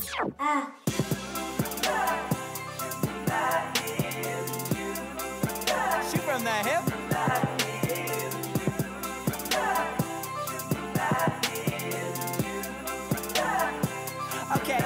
Okay. Hello, I am a millennial in my home studio, watching YouTube videos. I grew up on Legos, Lunchables, and Legos. Not to brag, but participation trophies, yeah, I got those. That was years ago, 3 past 2-0, BA degree, yo. Still feel like a Nino. Mama called me kiddo when I was eating Cheerios. I still eat cereal, but I am an adult. Here's the dealio. I'm grown up, but what's up with all the responsibility? I'm worried if I work in my stack on my creativity. I'm busy making my feet on this so pleasing aesthetically, and somehow I get blamed for the death of the napkin industry. No one told me real life is such a mess. Why nobody tell me that I ain't the best? All of a sudden, everybody's unimpressed. I play it cool, but homie, all I do is guess I shoot from the hip, shoot from the hip. All I do is shoot from the hip. I got no idea, got no clue, so you know I just shoot from the hip, shoot from the hip. All I do is shoot from the hip. I got no idea, got no clue. Shoot. I'ma make it up as I go. I'm a PBS kid that got grown. Hold up, where did my summer break go? Somebody, anybody, tell me what I need to know. Wait, I gotta pay student loans? Oh, pay my own bill from my phone? Oh, come up with rent on my own? Oh, any chance I could leave this alone? Oh, I don't think I took a class for this. All my friends are baristas and activists. Never took a test or checked off a list to be a grown-up. I just took a shot and missed. And now I'm stuck in the middle feeling weird. I'm like a kid but can kinda grow a beard. But I don't wanna work if it ain't my dream career. I am pseudo-independent, I don't need a puppeteer. Shoot from the hip, shoot from the hip. All I do is shoot from the hip. I got no idea, got no clue, so you know I just shoot from the hip, shoot from the hip. All I do is shoot from the hip. I got no idea, got no clue. Shoot. My generation get a lot of hate for our Snapchat selfies and swipe right dates. No ambition, they say. No conviction, they say. Got no vision, they say. Want my prediction? Okay, like it or not, we all you got, so homie, get it through your brain. I think everyone's opinions need to take a little break. No matter what you say, no matter who you're trying to blame. Millennials will run the whole world someday. We are not the worst generation ever. When did we start any world wars? Never. What kind of standard are you even trying to measure? We own the internet and our music ain't clever. Growing up is hard enough without your guilt trips. We don't gotta be the same as you to get it. I know it might seem like we don't always have a grip, but it don't matter cause we know how to shoot from the hip. Shoot from the hip. Shoot from the hip. All I do is shoot from the hip. I got no idea, got no clue, so you know I just shoot from the hip. Shoot from the hip. All I do is shoot from the hip. I got no idea, got no clue. Shoot.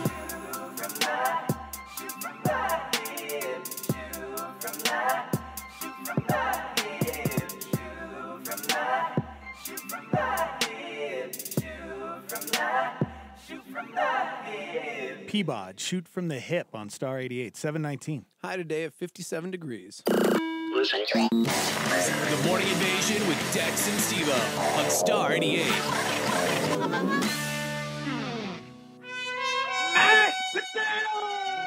Yeah. Good morning, Brian Nixon. Good 3 morning, degrees. Dex. Good morning. Good morning, Steve-O. Good morning. Well, we covered a couple of interesting things, like Apollo 13 is launched, Apple is created, its first computer is created.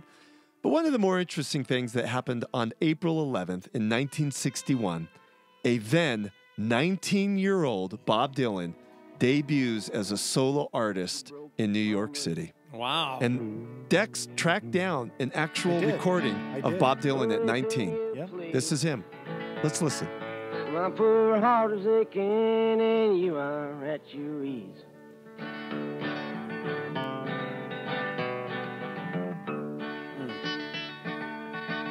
Pretty talented for a 19-year-old guy. Not bad. Yep. I mean, think of that. 19, he's still a teenager. Little teenage prodigy there. You know, of course, Bob Dylan, as you guys know, went on to become one of the most respected singer-songwriters. Sure. In the 70s, he became a Christian, won a Grammy for his Christian album, and has since continued to influence many, many people. So, what are the Wallflowers up to? Are they still putting out music? You know, I don't know what the Wallflowers, and I had a friend, or I have a friend, his name's Yogi Lonich, who played with the Wallflowers for a while, and I have not heard anything. I know Jacob Dylan had done some, you know, solo work, but I haven't heard anything new. Yeah. I'm sure he's still playing somewhere. Yeah. I see he's featuring, Jacob Dylan. I don't think the Wallflowers are together. I think he's just doing his own thing. Yeah, I think Jacob Dylan's just probably doing solo stuff right now. Huh. He actually was a talented guy as well, Jacob Dylan. Oh, he was, yeah. Really good guy. So this day, 1961, Bobby Dylan gets his debut in New York. Okay, let's move to births. Here's an interesting one, guys. One that maybe is not necessarily fun for Christians to talk about, but it is something that we need to know about. And that, on this day in 1930, Anton LaVey was born.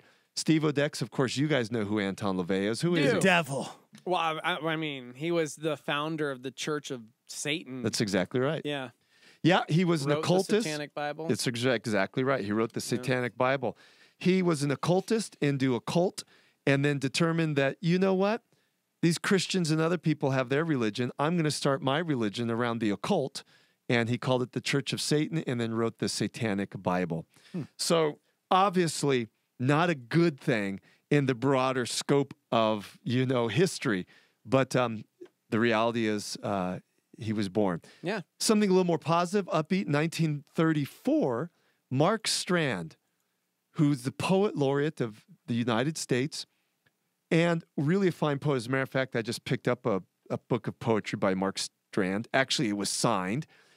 And Steve was going to read a poem that it's a little heart-tugging because it's about the death of his father. And it's called The Mysterious Arrival of an Unusual Letter. And, of course, Dex is going to pull up some music, and Steve was going to read this. And just so you guys know out there in the listening audience, it's in what we'd call narrative form. It doesn't have stanzas like a regular poem, so it's written almost more like a short story, but it's still a poem by Mark Strand. Oh, man. And then you're doing like sappy. You're such a jerk. The mysterious arrival of an unusual letter by Mark Strand. It had been a long day at the office and a long ride back to the small apartment where I lived. When I got there, I flicked on the light and saw on the table an envelope with my name on it. Where was the clock? Where was the calendar? The handwriting was my father's, but he'd been dead for 40 years. As one might, I began to think that maybe, just maybe, he was alive, living a secret life somewhere nearby. How else to explain the envelope? To steady myself, I sat down, opened it, and pulled out the letter. Dear son was the way it began. Dear son, and then nothing. You're trying to make me cry. Mission accomplished. Yeah. Wow. Yeah, You didn't cry. No, he did. He held it together. Whoa. And I didn't pick this to make Steve-O cry. But of course, Yes, for you did. the listening audience knows Steve-O lost his father as a young man. But I really felt it was a really heartfelt, beautiful, like just, I mean, sad, but at the same time, like, wow, poignant. How I love you. is... And I miss you. Jarrett wants to know, how is this poetry and not prose? Well, oh boy, you're going to open up a can of worms. So Next.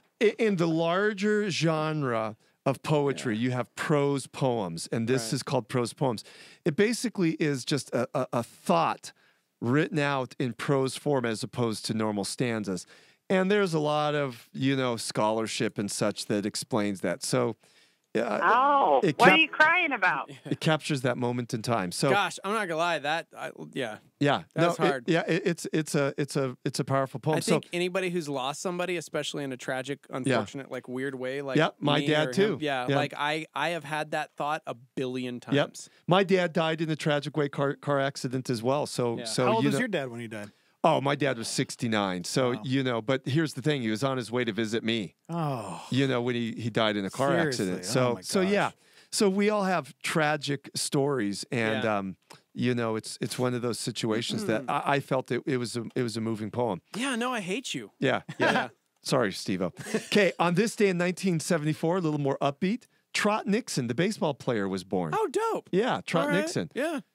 He's not playing anymore, right? Or is he? Trot Nixon? I don't know. I think Trot Nixon retired years ago, right? Trot Nixon. He was with the Boston Red Sox, right? Yeah. He drafted in 93. Oh yeah, he's way done. Yeah. 90. I mean, to be playing it, if you're drafted 93 and be playing today, you'd be like pushed out on a wheelchair. No. Good old Trot. Yeah. All right, so Trot Nixon, happy birthday. On this day, we're moving now to deaths. In 1079, Bishop Stanislaus of Krakow, Poland, was executed by the Polish king. Wow. Jeez. Over land dispute. The king saying, I want that church. And the pastor's going, it's our church. And the Polish king's going, I want that church. And then he went out and killed him. Okay. And I chose this because I happen to go to Stanislaus University in California. Stanislaus. And it's taken from this name. Actually, in California, Stanislaus is the county that the university lies. So it's Stanislaus County. But that's the university I did my undergraduate, University of Stanislaus. Coleslaw and Okay. applesauce. For all our Mexican neighbors, this is an important day. In 1861, Francisco Bocanegra, the Mexican poet and composer, died.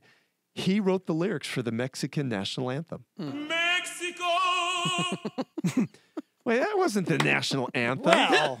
Put up the Mexican national anthem. All right. Because Francisco...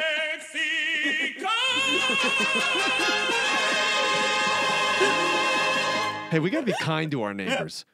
Christ calls us to love our neighbors, and they're our neighbors. Give me a It's an chance. epic song. What are you talking So about? Francisco Bocanegra, the Mexican poet and composer, he wrote the lyrics for the Mexican national anthem, and he died today. We need to celebrate a little bit of that. All right. Okay, here we go. Here it is, in commemoration of Francisco Bocanegra, the not New Mexico, the Mexican national anthem. There it is. Any second Yeah, now. Dex. You sure? Oh, There it is. Long intro. Got it. Nope. Missed it. Go ahead, sing it, Dex, Steve-O. Gave you the words. La tierra canyon.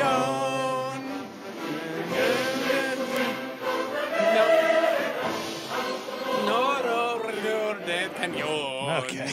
Wow, you guys almost did good. Yeah, almost. That was great. Yeah. But Francisco Bocanegra. Yeah. Okay. I'm going to give our last of the deaths, and then after the break, we're going to talk about if you agree with his quotes. But on this day, on April 11th, 2007, the great novelist Kurt Vonnegut, author of Slaughterhouse-Five and million other novels, very, very one of America's great novelists. He died on this day in 2007. Wow. And, of course, best known for his Slaughterhouse-Five, but just so many other novels. Yeah. So after the station break, I'm going to read you guys 3 of his quotes, and I'm going to see if you agree with them. Okay. And then I'm going to use them as points of conversation. 3 Degrees with Brian Nixon continues next. Hang out. I want to tell you, if you're a Jesus follower, you have to be on guard and aware. Watch out for the Deo Honuma moments. Need some divine direction? Here's Craig Rochelle on a Star 88 PowerPoint. And watch for the Deo Honuma moments. It could be something really, really big where the Spirit redirects your life. It could be something very seemingly insignificant that impacts in having a bigger impact. For me, it was 21 years ago when I loved where I was, loved my pastor, loved my church, and now, compelled by the Spirit, we must start a different kind of church. It's big and life-directing. It was the other day when I was about to text someone that was hurting, and it was Deo Honuma. Don't text, call. Call. And what turned into what was a momentary call ended up being a lot of tears and a significant amount of prayer and an incredibly meaningful conversation. Watch out for the Deo Honuma moments. Now that's a PowerPoint with Craig Rochelle on Star 88.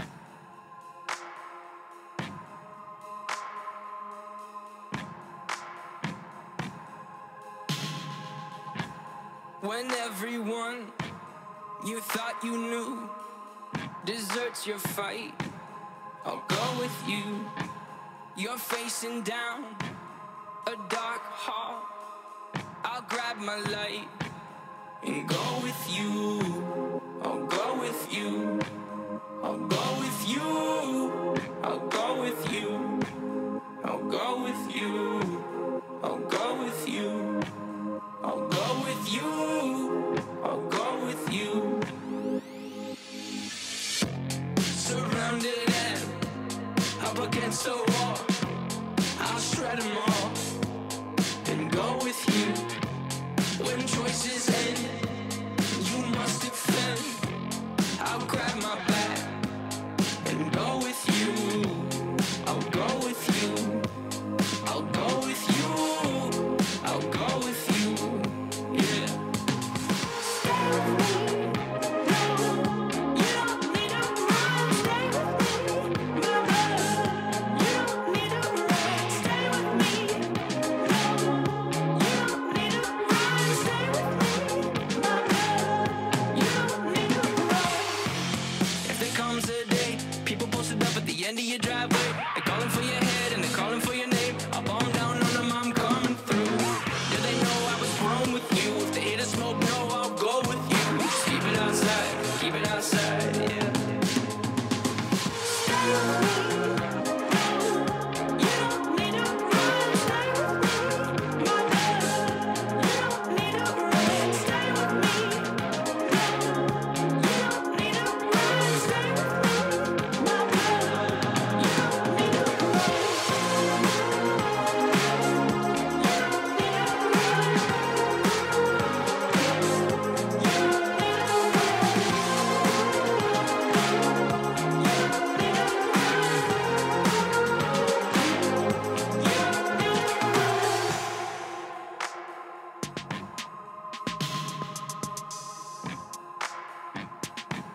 If you find yourself in a lion's den, I'll jump right in and pull my pin and go with you. I'll go with you. I'll go with you. I'll go with you. I'll go with you. I'll go with you. I'll go with you. My God, I'll go with you. Yeah.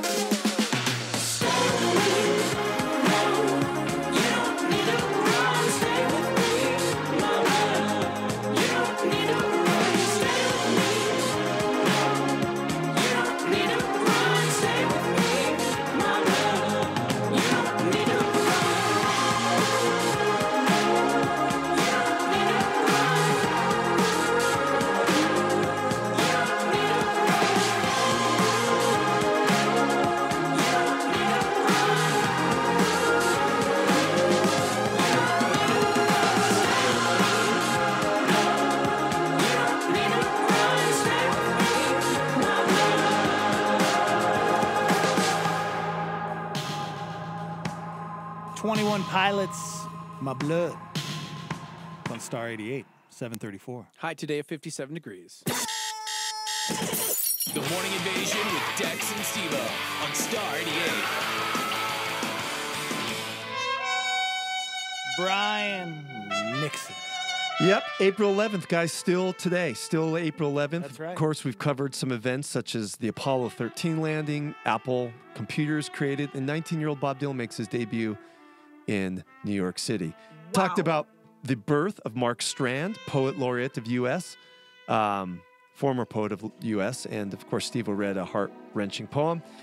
Yeah. Mentioned some of the deaths, last being Kurt Vonnegut, the great novelist, well known for his novel Slaughterhouse-Five. Mm-hmm. And before we move to our last point of conversation for the day, which is we're going to talk about Kurt Cobain. Yeah. And because last week was the 25th anniversary of his death. Yeah. But before we get to that, I'm going to give you guys 3 Kurt Vonnegut. And again, get the connection. Kurt Vonnegut, Kurt Cobain. You following this, folks, out in Radio Land? Got it. So I'm going to give you 3 Kurt Vonnegut quotes, and you're going to tell me if you agree with them or disagree. So the first Kurt Vonnegut quote, and I quote, "I want to stand as close to the edge as I can without going over. Out on the edge, you see all kinds of things you can't see from the center." Ooh, I like that. Do you agree with it? I mean, put it another way, is it okay to play with fire? I was going to say, like... Well, you ain't living life. The edge of what? Like exactly. That's a hard thing for me because I'm like, I understand that, and there are some times where I definitely want to experience it. Want to experience want to things take a risk. Take a risk and be a little more extreme in areas of my life. But man, you can't get that. I think sometimes it doesn't apply to everything. Exactly. And that's what I'm saying. We're about to talk Kurt Cobain and Courtney Love. It's what's funny, Steve-O and Dex. All 3 of these. I mean, of course, Kurt. We're doing the link from Kurt to Kurt. Yeah. Sure. Also, Kurt Cobain, died this time 25 years ago. So, but I thought, man, that is so connected to even Kurt Cobain. You have a person like Kurt Cobain, who wanted to not stay in the center. I'm going to get on the edge, but he didn't jump off. No, I mean, he unlike Kurt Vonnegut, who didn't jump off, Kurt Cobain did. Yeah. He went. So here's the second quote, and I quote: "We are what we pretend to be. So we must be careful what we pretend to be." Oh, man. That's, yes. So do you agree with that? Yeah. So you are, who you may really be internally, right. Like when doors are closed, is not necessarily who you're portraying yourself to be out in the real world. But Kurt Vonnegut is saying, no, who you really are out in the real world is who you are to other people. And that hits home for, if you're in radio and you're behind a microphone, because I've worked in radio for 20 years, and a lot of people that are on the radio think they know you. Well, and they're completely different off the air. Right. I mean, that's very true. It's just different, because you can come here and hide behind a microphone, and like I'm introverted out in the real world, but I could be on a microphone and I'm just like Mr. Extrovert. Yeah, like Steve-O. He's so extroverted, but he won't say a word to me outside of the moment the radio station's done. He can be quiet sometimes, but then I think I'm a very extroverted introvert, to be honest. I don't believe that I'm truly an extrovert. No, but here's the nice thing, at least your guys is, your interaction with me. Because I know you both. Yeah. You guys are really the real deal. I mean, Steve-O, you are an extrovert introvert. Dex, you are an introvert extrovert. You have you share both qualities. And that's how you are in the real world. But you know what's sad, because we also talked about this earlier, is it's not just applies to radio, it applies to all things. You even think in the church. There's people you see from the pulpit who you go, oh, they're so godly, they're so wonderful, they're this and that. Yeah. And then you meet them in real life and you're going, what a jerk. They're so human. Yeah, they're so human. Or a rock star or a movie star. Yeah. All of that is portrayed. We portray or we put our impressions of what that person should be like. Right. So Kurt Vonnegut's quote is very true. So here's his last one. Kurt Vonnegut quote before we get to Kurt Cobain. "Beware of the man who works hard to learn something, learns it, and finds himself no wiser than before." Oh, wow. Ugh.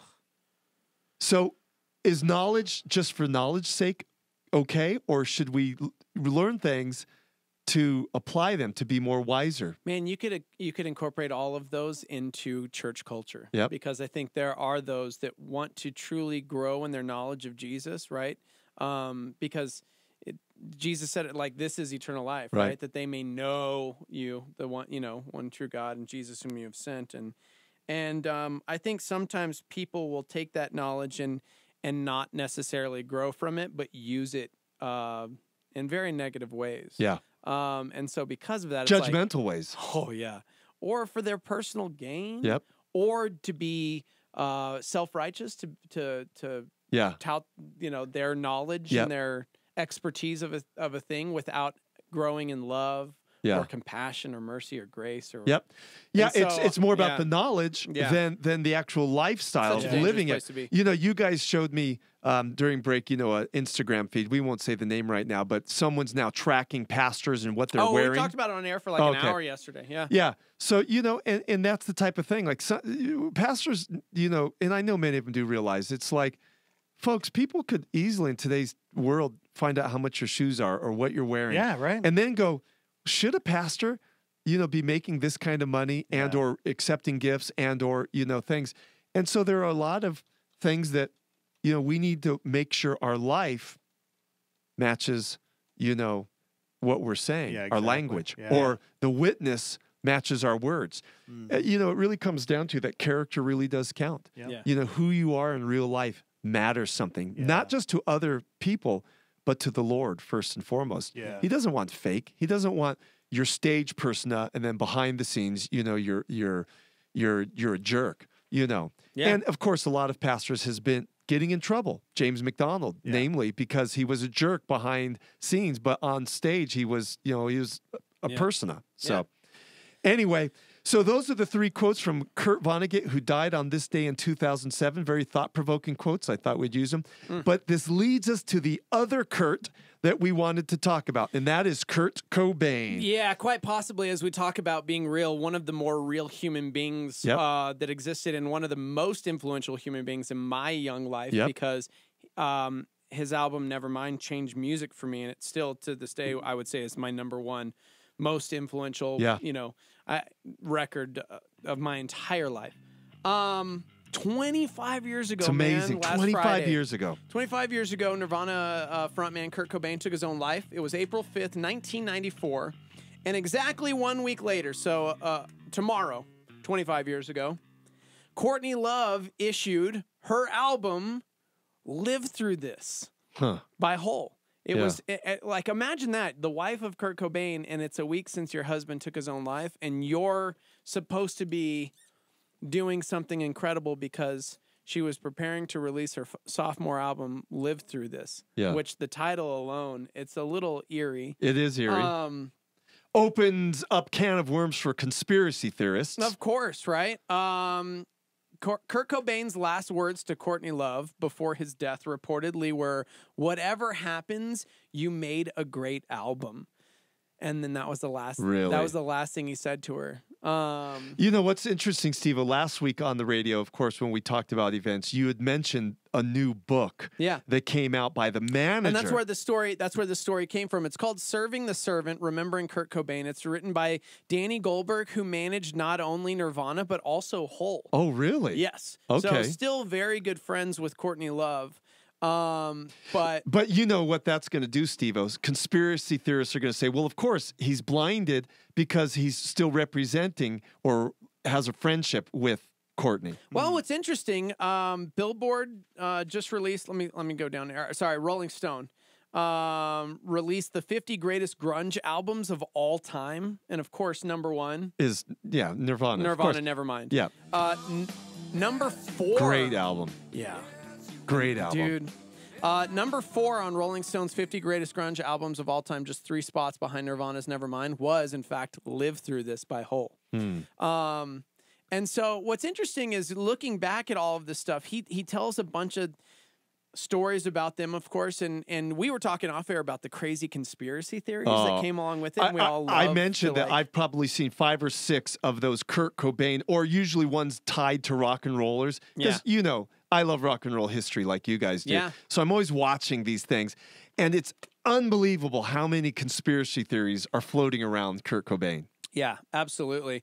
On the contrary to all of the things that people say about how she probably was his downfall and how he lost his life to himself, he said on the contrary that they were so desperately in love that he thinks that her and Bean are the reasons that he actually stuck around longer because he had such depression, a debilitating addiction to heroin and depression, which they kind of went hand in hand. Yep. What came first, right? And so, as you mentioned that first Kurt Vonnegut quote, read that quote, the first quote again. The first man. Kurt Vonnegut quote said, "I want to stand as close to the edge as I can without going over. Out on the edge, you see all the kinds of things you can't see from the center." Gosh. He went to the edge, but he jumped over. Yeah, but that's what happens, man. When you go that close to the edge and you think you can manage it, you think you can handle it. Obviously, Kurt Cobain, for those that don't know, because we do have a broad scale audience, Kurt Cobain, the frontman of one of the more famous bands of the 90s, Nirvana, ended up tragically taking his own life. He battled heroin addiction. I mean, he battled being a celebrity in general. And he was from the hated it. underground. And let me set the tone even more because I was living in this world as well. And just to back up a little bit, in 1988, the group I was in, an underground group called the Electra, we started to record what I consider one of the great underground albums, not because of me, but because of Jeff Carlson. And we recorded U.S. America, and it come around 89 into 90, we were about to release it. That was the same time Nirvana came out. And just to give you perspective, our album was punk rock influenced, a little bit like Nirvana, but we had more of a hip hop influence because of Peanut Butter Wolf and Jeff Carlson's influence. But let me just say that as a musician living and working at the time, the moment Nirvana put out their album, everything changed. Yeah. Literally, we were going, oh my gosh, the sound we were trying to go for has now just been placated by this. Yeah. Dude, Rolling Stone, they're honoring it right now, the 50 greatest grunge albums of all time. I think I would switch 2 and 3, but Nirvana Nevermind was number 1. Number 2 was Soundgarden, Bad Motorfinger. And number 3 was Pearl Jam's 10, which was mine. That's my number 2. Yeah. That record still to me is. Yeah. So again, Mudhoney, some Alice in Chains. I'm like, where is. Yeah. By 90s and when the Electra closed up. 12? Okay, sorry. When the Electra closed up. Yeah. My attention turned to school and family and church and so on and so forth. But, folks like you, Steve-O and Dex, you guys were growing up listening to this stuff. This was your soundtrack to your high school. Middle school and high school. Yeah. So, I mean, this is very important stuff, and I get it. So It helped me conquer so many Nintendo games. I personally, just because I was living at the same, Kurt Cobain and I were basically, he was a couple of years older than I was, but we were living in the same world. I mean, his influences were similar to my influences. We were pulling from a lot of different things in our music careers. But the moment, and I'll say it again, the moment Nevermind came out, we just knew, I just knew, okay, music has changed. And the other members of the band I was in, the Electra, they went down and started Stones Throw Records, which is an underground hip hop. So they went with the hip hop direction. I stayed in my later bands into doing more folk rock, alternative rock, and so on and so forth. But you could not make up ground. By that time, the floodgates were open with grunge, and they dominated the early 90s. It influenced and changed everything, and including, for us as a Christian station, we got to say it changed one of the most influential Christian bands at the time, DC Talk, into what they became. Yeah. Because Jesus Freak only happened because of Smells Like Teen Spirit. Yep. You can go back and listen to Smells Like Teen Spirit and then go listen to Jesus Freak, and they actually hired a dude in Nashville to essentially copy the sound and the riff because they were like, this is it. And that changed everything for DC Talk too, because before that, if you go back and listen to DC Talk and then listen to listen to what happened with Jesus Freak, which I wasn't, into that scene, but it changed everything for them as Yeah. well. So, Yeah. I mean, he literally transformed Unquestionably music. Well, at the time. as we were talking about during station break, Steve-O, I was at, after church last night, I stopped by Walgreens for allergies, picking up some Benadryl. I look over at the magazine rack, Yeah. and I don't know if it's Life or Time magazine, but one of those, magazines that dedicate whole issues to people, and it was all about Kurt Cobain. Yeah. And I'm going, oh man, he has made a huge lasting impact. Sadly, suicide is a real serious thing. And if anyone's ever contemplating suicide, you need to get help ASAP. There's hotlines out there that do that. Yeah. My generation, it wasn't Kurt Cobain, it was Ian Curtis from Joy Division. He too killed himself. And you just think, what would have happened if these guys would have lived on and continued to create great music? Obviously, they wouldn't have the status they have, or maybe they would. Yeah, you never know. Because a lot of those bands from the 80s and 90s, they're still playing arenas. But Eddie Vedder still. Yeah. Yeah. And we've talked about this before, Steve-O, because you were bringing up in relationship to A Star Is Born. But what was so tragic about the 90s, and particularly the grunge scene, heroin was so rampant, it ravaged a whole artistic culture of music there. Think of all the different people coming from the broader grunge scene that died because of heroin addiction. So 80s, I by the way, let me offset this. Even in my post-punk days, I've never been drunk. I've never done drugs. I stayed a clean guy. Right. But in the 80s, the big deal was cocaine and such. Yeah. But in the 90s, it was heroin. Yeah. And you don't realize the devastating effects it can have on your brain, because even if you did survive it, I still struggle with the outcome of Chris Cornell, because he was one of the more influential people in my life as a young person as well. And man, I got to see him for their final tour. Yeah. And he still, he still sounded just brilliant. No. And yet you can look at the effects it had on him and the depression it caused. And he's it's in a wicked his drug. 50s, Wicked man. drug. He's in his 50s. Still he had battling a full it. family, still battling that depression, and it finally just got the My good friend who I mentioned early in the broadcast, Yogi Lonich, was Chris Cornell's guitar player. Yeah.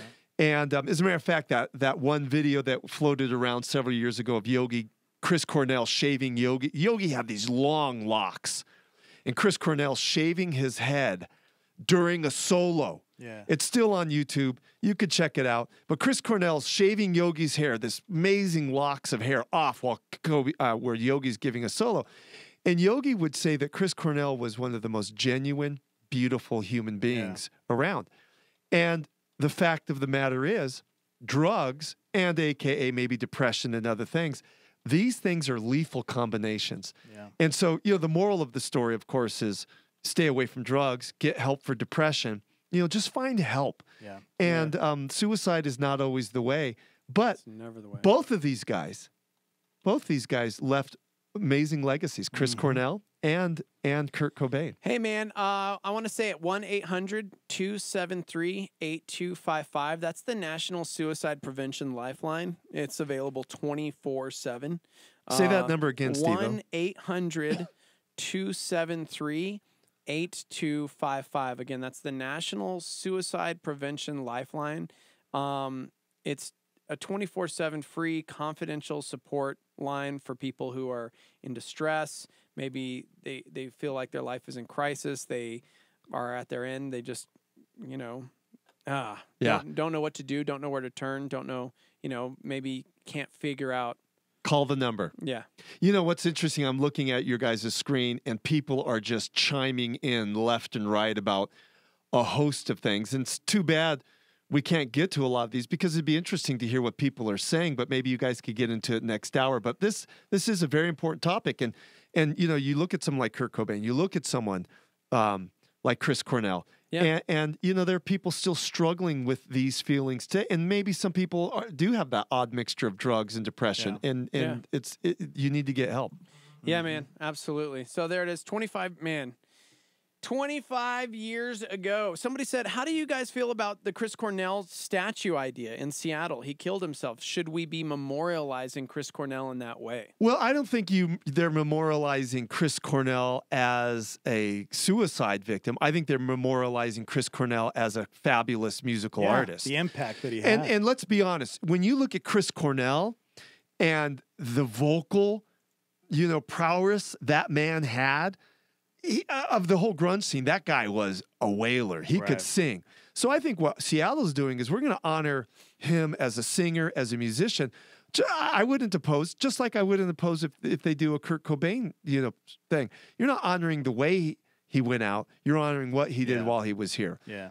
Obviously, I would like to see other statues of positive role models, people maybe like a Bono, and other Christian-based artists who have made an impact as well. I would like to see those statues.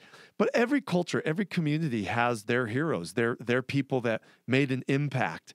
And you guys, again, are living testimony, shaped your childhood. They shaped the upbringing. They were the soundtrack for your junior high and high school. And they truly did change the landscape of music, because at the time, like looking back at that era, it was pop music, it was R&B, rap was very prominent. And then on the flip side, you had metal. So it was like the Metallicas, the Iron Maidens, the Megadeths of the world. They were trying to make up for the fact that in the 80s, with the guitars, it was more like the Poisons, and it was like the big hair bands. We all fought against the big hair bands. So it was like that. And then you've got like the new wave influence and all these things that were happening. But grunge really was like this completely different, angsty, frustrated, we're tired of all of you thing. Exactly. Like I said, guys, I lived it. I was in the music industry at the time. You had so many flannels.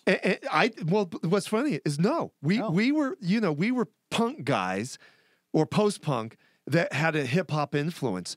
But when Nirvana dropped their album, literally that year, I said, okay, this is where music's going. I'm going back to school. So I went off to college. Jeff and Chris, they founded Stone's Throw Records, and they created, by the way, I don't recommend this documentary for everyone because there are some not nice words, but Our Vinyl Weighs a Ton is the story about Stone's Throw Records, Peanut Butter Wolf, and at the beginning, the first 10 minutes, they highlight the Electra, and it's an award-winning, I think it won 6 awards, the documentary. Cool. So check it out. There you go. All right, guys. There you go. That's for you. 25 years ago. So crazy. All right, Brian. Thank you so much. All right, guys. Thanks so much. Good time. If you missed any of the last hour, you go back, hit rewind on YouTube. We'll be up on iTunes after the show. Just go subscribe. Morning Invasion. 3 Degrees with Brian Nixon. We'll be right back. Hang out.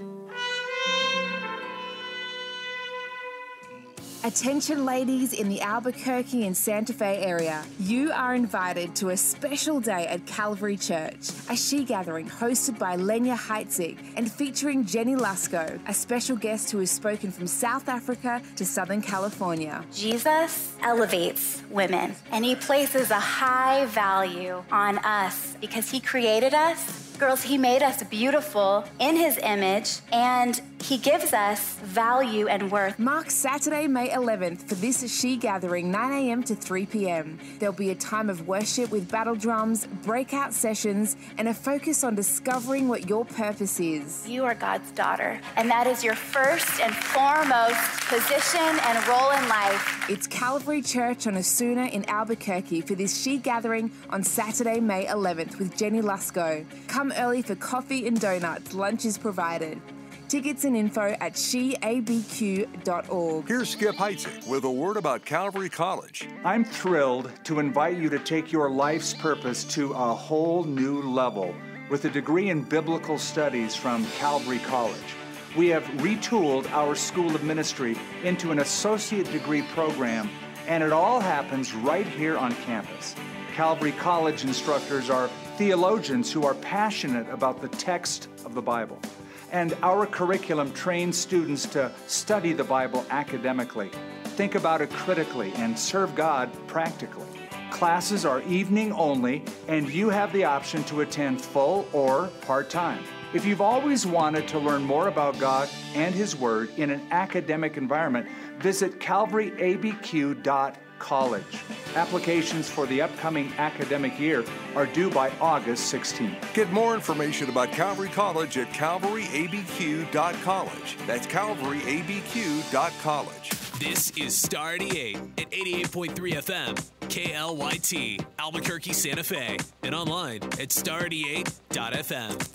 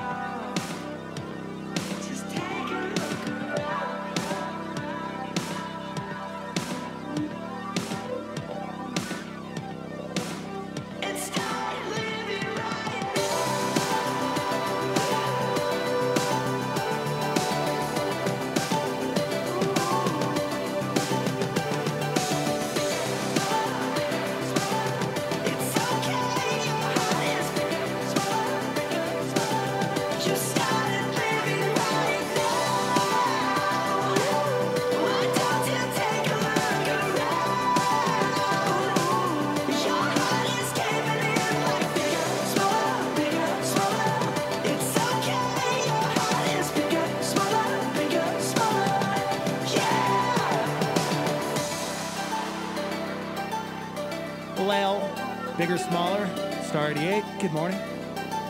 It's 8:03. High today of 57 degrees. The Morning Invasion with Tex and Steve-O. Hello, everyone. Hello. Hi. What's going on? Hey. Oh, guys, it is Thursday, and yeah, man. You see that Lion King trailer? Life's not fair. Did you watch it? Oh, I did. I watched it. What do y'all think about Scar? I'm going to be honest. I never watched the rest of it. Oh, my gosh! Let's listen to it, though. Life's not fair. It's not. Is it, my little friend? While some are born to feast, others spend their lives in the dark. Is that Scar? Yeah. Scar. My name's Scar, guys. Scar. Do you not? I don't know. I've never seen The Lion King. I have. Long time. Not a fan, though. Not a fan. Did it look good? Are you excited? Well, better than Aladdin? More pumped than Aladdin? Yes. Okay. Most definitely more pumped than Aladdin. But I'm nitpicky, man, because Scar just looks like a rundown lion. I don't know what I was expecting, but like in the movie, you know, he's like a reddish hue, and he's got like a big old black mane. Yeah. And he's got green eyes, and he looks crazy. And he was voiced by Jeremy Irons, who's brilliant. Okay. And then I watched this trailer, and I was like, huh. Okay. Did you watch The Jungle Book? The live action Jungle Book that came out? Did you see that? Yeah. You did? Yeah. You lying to me? Yeah. Sorry, I just got super thrown off by like an email, and so I was like, oh my gosh. Oh hi. Oh, Phoenix is back. Yes. We were talking The Lion King, but it just like took a serious turn. But Jungle Book, yes. I really enjoyed it. You did? Because I've never seen the animated version. See, I'm wondering if the Jungle Book's going to be a lot like Lion King. Yeah, you know? probably. I get Probably those going to two be much like that. mixed up. See, somebody says Scar doesn't look evil enough. Seems to yeah. Yep. Yeah. Brad Nixon, everybody. Good morning. Hey, welcome back. Well, hey, welcome back. Well, I get this, emergency text from Steve. It wasn't saying, an emergency. Says I emergency. I need you so bad. No, Oh my I God. literally didn't say Are that. you okay? No, he didn't say that. It No, just we got simply an says, email, "Do you have we got time for a text, question?" And so I was like, can we Yeah, answer questions? capture me before I But- have to go off to right, my let's do other it. things. Let's Okay. do it. Well, first of all, last hour we were talking 3 Kurt degrees, Cobain which we and- do all these things. And so at the end of the hour it was Kurt Cobain, it was Courtney Love. And somebody said, you guys are completely missing the boat on Cobain's death. Courtney Love is the devil incarnate, total sociopathic narcissist who, if she didn't pull the trigger, which is an open question, held the gun to his head and double dog dared him to do it.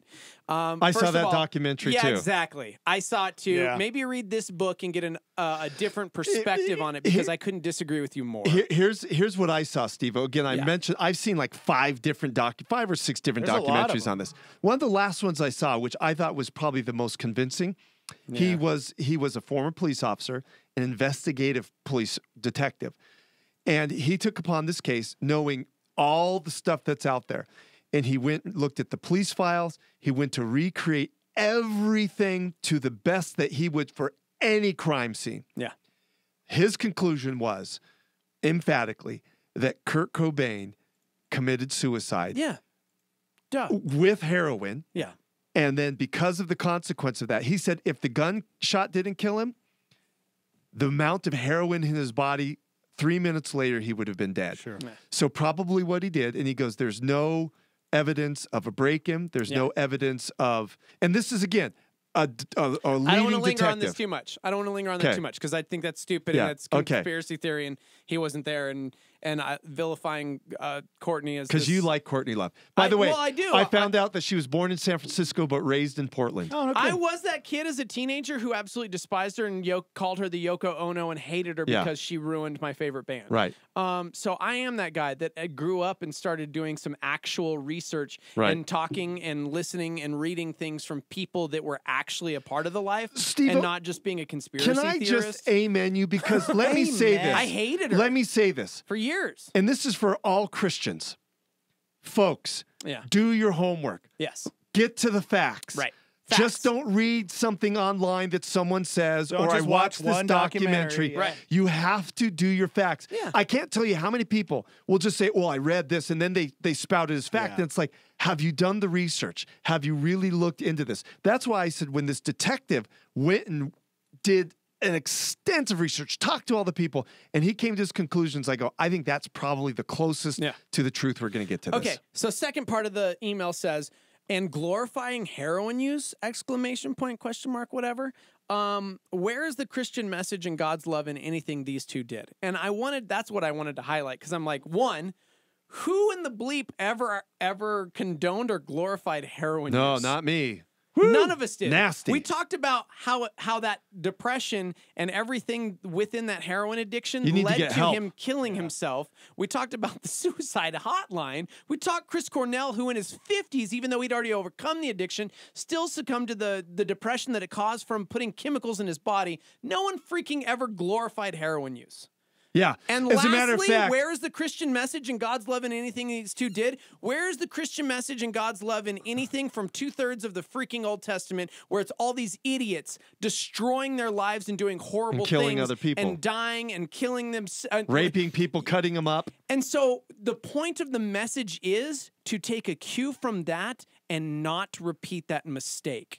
I think sometimes we don't talk about things because it's like, oh, the Christian message and all of that, friend, is the fact that they were some extremely talented human beings that God created with unfathomable They were made gifts. in the image of God. They were, with these incredible talents, gifts, and abilities, and you saw what Kurt Cobain did to it. He self-destructed in such a horrible way because he couldn't cope with, man, there's so much to this conversation. To get back to the Kurt Vonnegut quote, he went to the edge, and he jumped over. Yeah. He just didn't flirt with the edge. He jumped over. And none of us in this room were condoning or saying we're celebrating that. We all see it for what it is. It's a false, evil illusion. Drugs lead people down. Yep, steals your soul. And you need to get help. Yeah. For drug abuse, you need to get help if you have suicidal thoughts. And the greatest help you could get is in Christ. You know, Christ is the ultimate answer for what your heart is aching for. And that's exactly it, because they had these giant holes in their hearts that they were trying to fill with other chemicals things and different. Yeah, absolutely. Yeah. And but so, on the flip side, Steve-O, I agree as well so much with you. We as Christians should not be the judgmental, pointing fingers, criticizing. We need to the people who were there standing with open arms going, I love you and God loves you. I don't want to criticize you. I don't agree with you. And we have to learn the fine art of loving someone and agreeing with them. We don't have to agree with someone. We don't have to see what's happening in their life, but we're called to love them. Yeah. And Kurt Cobain and Chris Cornell and Courtney Love and all these other grunge stalwarts, you could still love them. You could still respect them as people made in the image of God, who God infused with amazing talent, yet still not agree with their lifestyle and use it as an opportunity to pray and love them. Again, going back to my own personal story, and by the way, I got a few texts from different people. The documentary, again, was Our Vinyl Weighs a Ton. And I was part of the whole, music scene during that time. Yep. And I didn't agree with some of the stuff my fellow bandmates were doing. Yeah. But I loved them. Yeah. And there's a difference between loving someone and, jumping on the bandwagon and just going for it, jumping off the edge, to go back to that Kurt Vonnegut. Yeah, I think a perfect example is Stephen Christian. He opened up and talked about when he was on tour with Anne Boleyn, he was the guy who wasn't doing the drugs, but he was around it all the time, and that's a narrow road. Oh, it's a very narrow road. Yeah. Another person who you may want to get to, to talk about that thing is good friends of Steve-O's, David Gatt. David Gatt's featured in the documentary, Our Vinyl Weighs a Ton. They interview him. And he understood. He was living the life of, as a matter of fact, after one of our shows, there was a little riot that broke out and cops had to come in and, all this. And Dave Gatt got punched in the stomach by a cop and he saw the life. And it wasn't until he moved to New Mexico, Dave Gatt, that he gave his life to the Lord. And so, it's one of those things that I think what people need to say or see is that there is a hole in people's lives that only ultimately Christ could fill. It's true, man. Dude. All right. Lastly, somebody chimed in because we were talking about everything that was going on and all of the downfall of that era and what it produced and how awful it was. And someone said, yeah, but this is all God's plan, right? And I said, God's plan? Because I wanted to interact with the person on the live line. Yeah, all the junk that goes on, like everything in life, because this person, it looks like, had something happen with their marriage, with a family member, with the child, and the question is this: when things go well, everybody says it's God's plan. But what about when things go bad? Yeah. What about when things suck? So is good that question. Still God's plan? And we need, honestly, a long time to really do this justice. But let me give you. There's really 3 wills of God. There's the perfect will, there's the permissive will, and there's the prescriptive will. And so those 3 wills of God really help us understand the broad scope of God's will. So what this guy's talking about, probably, though maybe not using it in theological terms like I just did, is the permissive will. God permits things to happen. He permits bad things to happen to hopefully accomplish his perfect will, which is he wants all men and women to come to him. Sure. So in his permissive will, he may allow it to get to his perfect will. Other times, in his permissive will, people, because they rebel, they don't want what God was. Their will is not aligned with his will, so they rebel. They turn from it. God's prescriptive will is that, no, don't do that. Don't do that. You shouldn't do that. It's not good for you. You need to love people, not hate them. You need to not judge, and all these things that Jesus laid down. So his prescriptive will is saying, hey, this is what I prescribe for you. Love people. Forgive them. Be a peacemaker. Read the Beatitudes. That's what Jesus would say. That's of our ethics and morality, Jesus in Matthew 6 there. So that's what he's prescribing.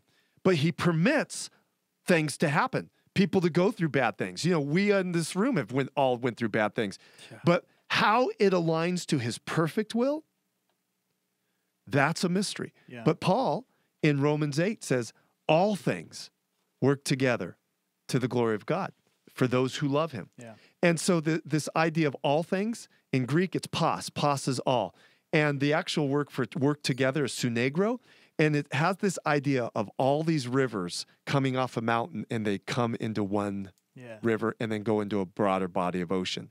So Paul is saying all these things that seem crazy to you, they just seem like streams coming down. They don't make sense. Yeah, they don't make sense. Where's it going? They're all, where are they going? They eventually come to a river, and then, it's making more sense. And then eventually they get into the larger body. Yeah, and Paul uses that word in relationship to Christians. He's saying, you may not understand all these things. Like, why did that happen? What happened here? But when you get in the river, you're going, it's flow. You get in with Christ, and then one day you're going to get into the ocean, and you're going to say, wow. And to be fair, I think there are plenty of times where there are well-meaning, well-intentioned Christians who want to be helpful in a time of hurt or a time of need. So maybe this person, went through a divorce or some kind of family separation or whatever it may be, and you don't necessarily have the right response. So the Christian response is, one, you'll hear, God won't give you more than you can handle, which is junk. It's all part of God's plan. And hey, this is just all part of God's plan, which in turn tells that person who is hurting and in a place of despair, oh, cool. So all of these hurts and all these pains are caused by God. Right. And now they have an enemy to vilify. And that enemy that they're vilifying in their brain now is the Lord God Almighty. Right. Right. Because you, Christian, gave what you thought was the right answer or what they needed to hear, and maybe you should have just shut up. That's why I think, and again, we used to have a program called Theology Thursday, where we talked about important theological concepts, because I think Christians do need to have a basic vocabulary, basic understanding of theological terms. And this is case example. There's not just one will of God. The Bible really showcases or highlights or describes, different types of will. Again, the prescriptive will. This is what I prescribe. This is what I would hope you would do. And again, you could see the ethics of Jesus really laid out in the Sermon on the Mount. This is what I hope you would do, Jesus is saying. But because you're a free agent, you're a free moral being, I will permit you to do it, because you're not a puppet. You are someone that has a soul made in my image. But my perfect will is going to be accomplished ultimately. And how God, interacts with both the prescriptive and his permissive will to accomplish his perfect will, that's only God knows. Yeah. That's why he's God and we're not. Yeah. Amen. You're speaking to my soul right now. Yeah. Yep. And somebody reminded us, Ecclesiastes talks about the fact that, bad things are going to happen to quote good people, and good things are going to happen to quote bad people, and vice versa. And you know, the rain's going to pour down on the just and unjust alike. So it has not necessarily has something to do with the fact that you follow Jesus or you don't follow Jesus. Good and or bad things happen to everybody. Exactly. And it's just, you know, and I mean, as cheesy as a quote this is, I love in Rocky, was it Rocky 5? One of the best speeches ever. It's not how hard you get hit. Okay. It's how you get back up. Yep. And I'm serious. That quote, I think about that all the time because we're going to get hit. Oh, unquestionably. And we're going to get hit hard. Yeah. But man, how are we going to pick ourselves back up? How are we going to look to God Almighty through those storms, you know? Because, I mean, I haven't gone into details, and I won't publicly about what I'm going through, but I'm going through some deep stuff right now, and it's I have the hope, and I know that no matter what, like you just said, there is hope at the end of this. That's exactly right. And God will use it somehow, some way. But when I look back, okay, how did I get to this spot? It's because people have free will. They make choices. Yep. Sometimes they're good, sometimes they're bad. And a lot of what I'm going through is because of the free will of choice. Yep. You know, and that's life. We all go through it, man. Yeah, it's true. And again, the fact that God made humans in his image, and what that means is we were, you know, created with a will, with freedom, with the propensity to choose or reject God. Again, so important for we understand those basic three wills described in the Bible. Prescriptive, that's where God prescribes, here's what I want you to do. In the New Testament, let's say we look at Jesus in Matthew 5-7. And then you have his permissive will. Though I'm prescribing this is what my will is that you would live like. Right. I created you as a free human agent. I'm going to permit that because that was my original intention. But then we have his perfect will. So if you could remember just those 3 Ps, it will really help give you perspective on how to approach people at times. Like going, well, man. A lot of Ps in there. Yeah, a lot of Ps. Makes me want to use the bathroom. Yeah, and for me, just if this helps, I love that. If this helps anybody, for me personally, something that holds me together every day and keeps me getting up out of bed every day is I always picture myself in God's hand. You know, that nothing can take me out of God's Romans hand. 8. Doesn't matter what I do or what anybody else does to me. I am right there in God's hand. And I cling to that, man. Yeah, and I agree. We got to remember that. And you know, it's so funny you say that. Back in the day when in some of my band days, we signed autographs.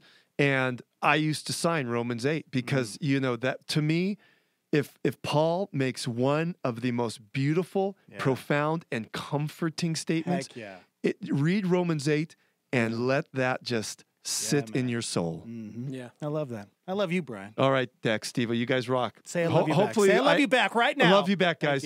I sure hope we answered that guy's question adequately. That's good. Thanks, guys. God bless you. Thank you. All right, we'll take a quick break. And then we're going to talk Lion King. I'm serious. I want to talk Lion King, please. We'll be right back. Hang out. A portion of the programming this hour is made possible by a generous gift from Rain Tunnel Car Spa, with 4 Albuquerque locations, providing car washes, detailing, and gasoline. The Rain Tunnel Car Spa, a power partner of Star 88. Info online at raintunnelcarspa.com. This week on Connect with Skip Heitzig, Skip reminds you that no matter how you worship God, He deserves your best. I know we're all wired different. I know that some are more expressive than others. I'm just saying whoever you are and whatever your makeup is, please give your all to God. And if you are flatline and catatonic by nature, then give all of that to God. But give Him your all. Connect with Skip Heitzig every day this week as he continues his series, Church. Who Needs It? Make an appointment for Skip Heitzig weekdays at 8 a.m. on our sister station, KNKT 107.1 FM. A Star 88 Supernova. Here's Rick Warren. Why spend your money on food that doesn't give you strength and does you no good? Listen, I'll tell you where to get food that's good for the soul. He said, now you can spend your money on junk food or soul food, okay? This is soul food. It's food for your soul. Some of that stuff's just empty calories. But he says, this is soul food. It's going to help you grow. Look at the next verse. It is better, much better, to have wisdom and knowledge than gold or silver. You know, don't pile up all your wealth just to have it all piled up. He says use it. And one of the ways you can use it is to get wisdom and knowledge, not silver and gold. You see, money, listen, this is really profound. Money is a lot like fertilizer, okay? If you pile it all up, it just starts stinking. Catch Rick Warren's Daily Hope on KNKT 107.1 weekdays at 7:30 a.m.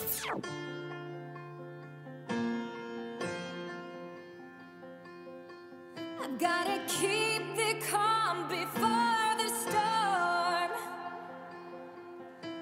I don't want less, I don't want more. Must bar the windows and the doors to keep me safe, to keep me warm. Yeah, my life is what I'm fighting for. Can't part the sea, can't reach the shore. And my voice becomes the driving force. I won't let this pull me overboard. God, keep my head above water, don't let me drown. It gets harder, I'll meet you there at the altar as I fall down to my knees. Don't let me drown, drown, drown. Don't let me drown.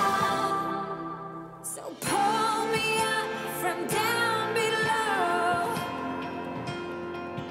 'cause I'm underneath the undertow. Come dry me off and hold me close. I need you now, I need you most. God, keep my head above water, don't let me drown. It gets harder, I'll meet you there at the altar as I fall down to my knees. Don't let me drown, drown, drown. Don't let me drown. Don't let me drown, drown, drown. Keep my head above water. I can't see in the stormy weather. I can't seem to keep it all together. And I can't swim the ocean like this forever. And I can't breathe. God, keep my head above water. I lose my breath at the bottom. Come rescue me. I'll be waiting. I'm too young to fall asleep. So God, keep my head above water. Don't let me drown. It gets harder. I'll meet you there at the altar as I fall down to my knees. Don't let me drown. Don't let me drown. Don't let me drown. And keep my head above water.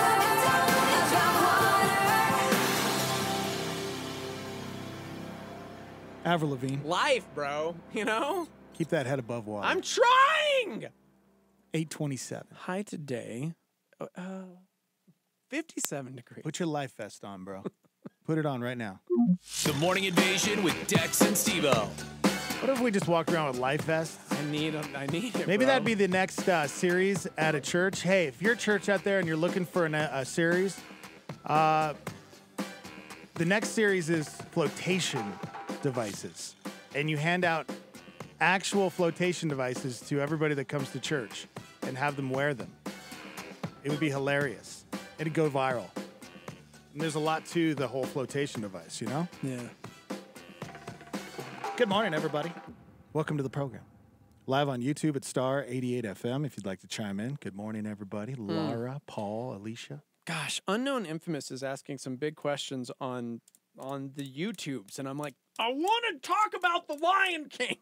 Well, what did you want to say about the Lion King? Well, no, I was just. Because I don't have think- anything to I don't- say about the Okay, Lion good. King. Okay, we can move on. I mean, It looks good. I'm going to see it. That's all But I wanna It definitely know. looks like it's in an exact replica of the original Lion King with less good voice acting from certain people.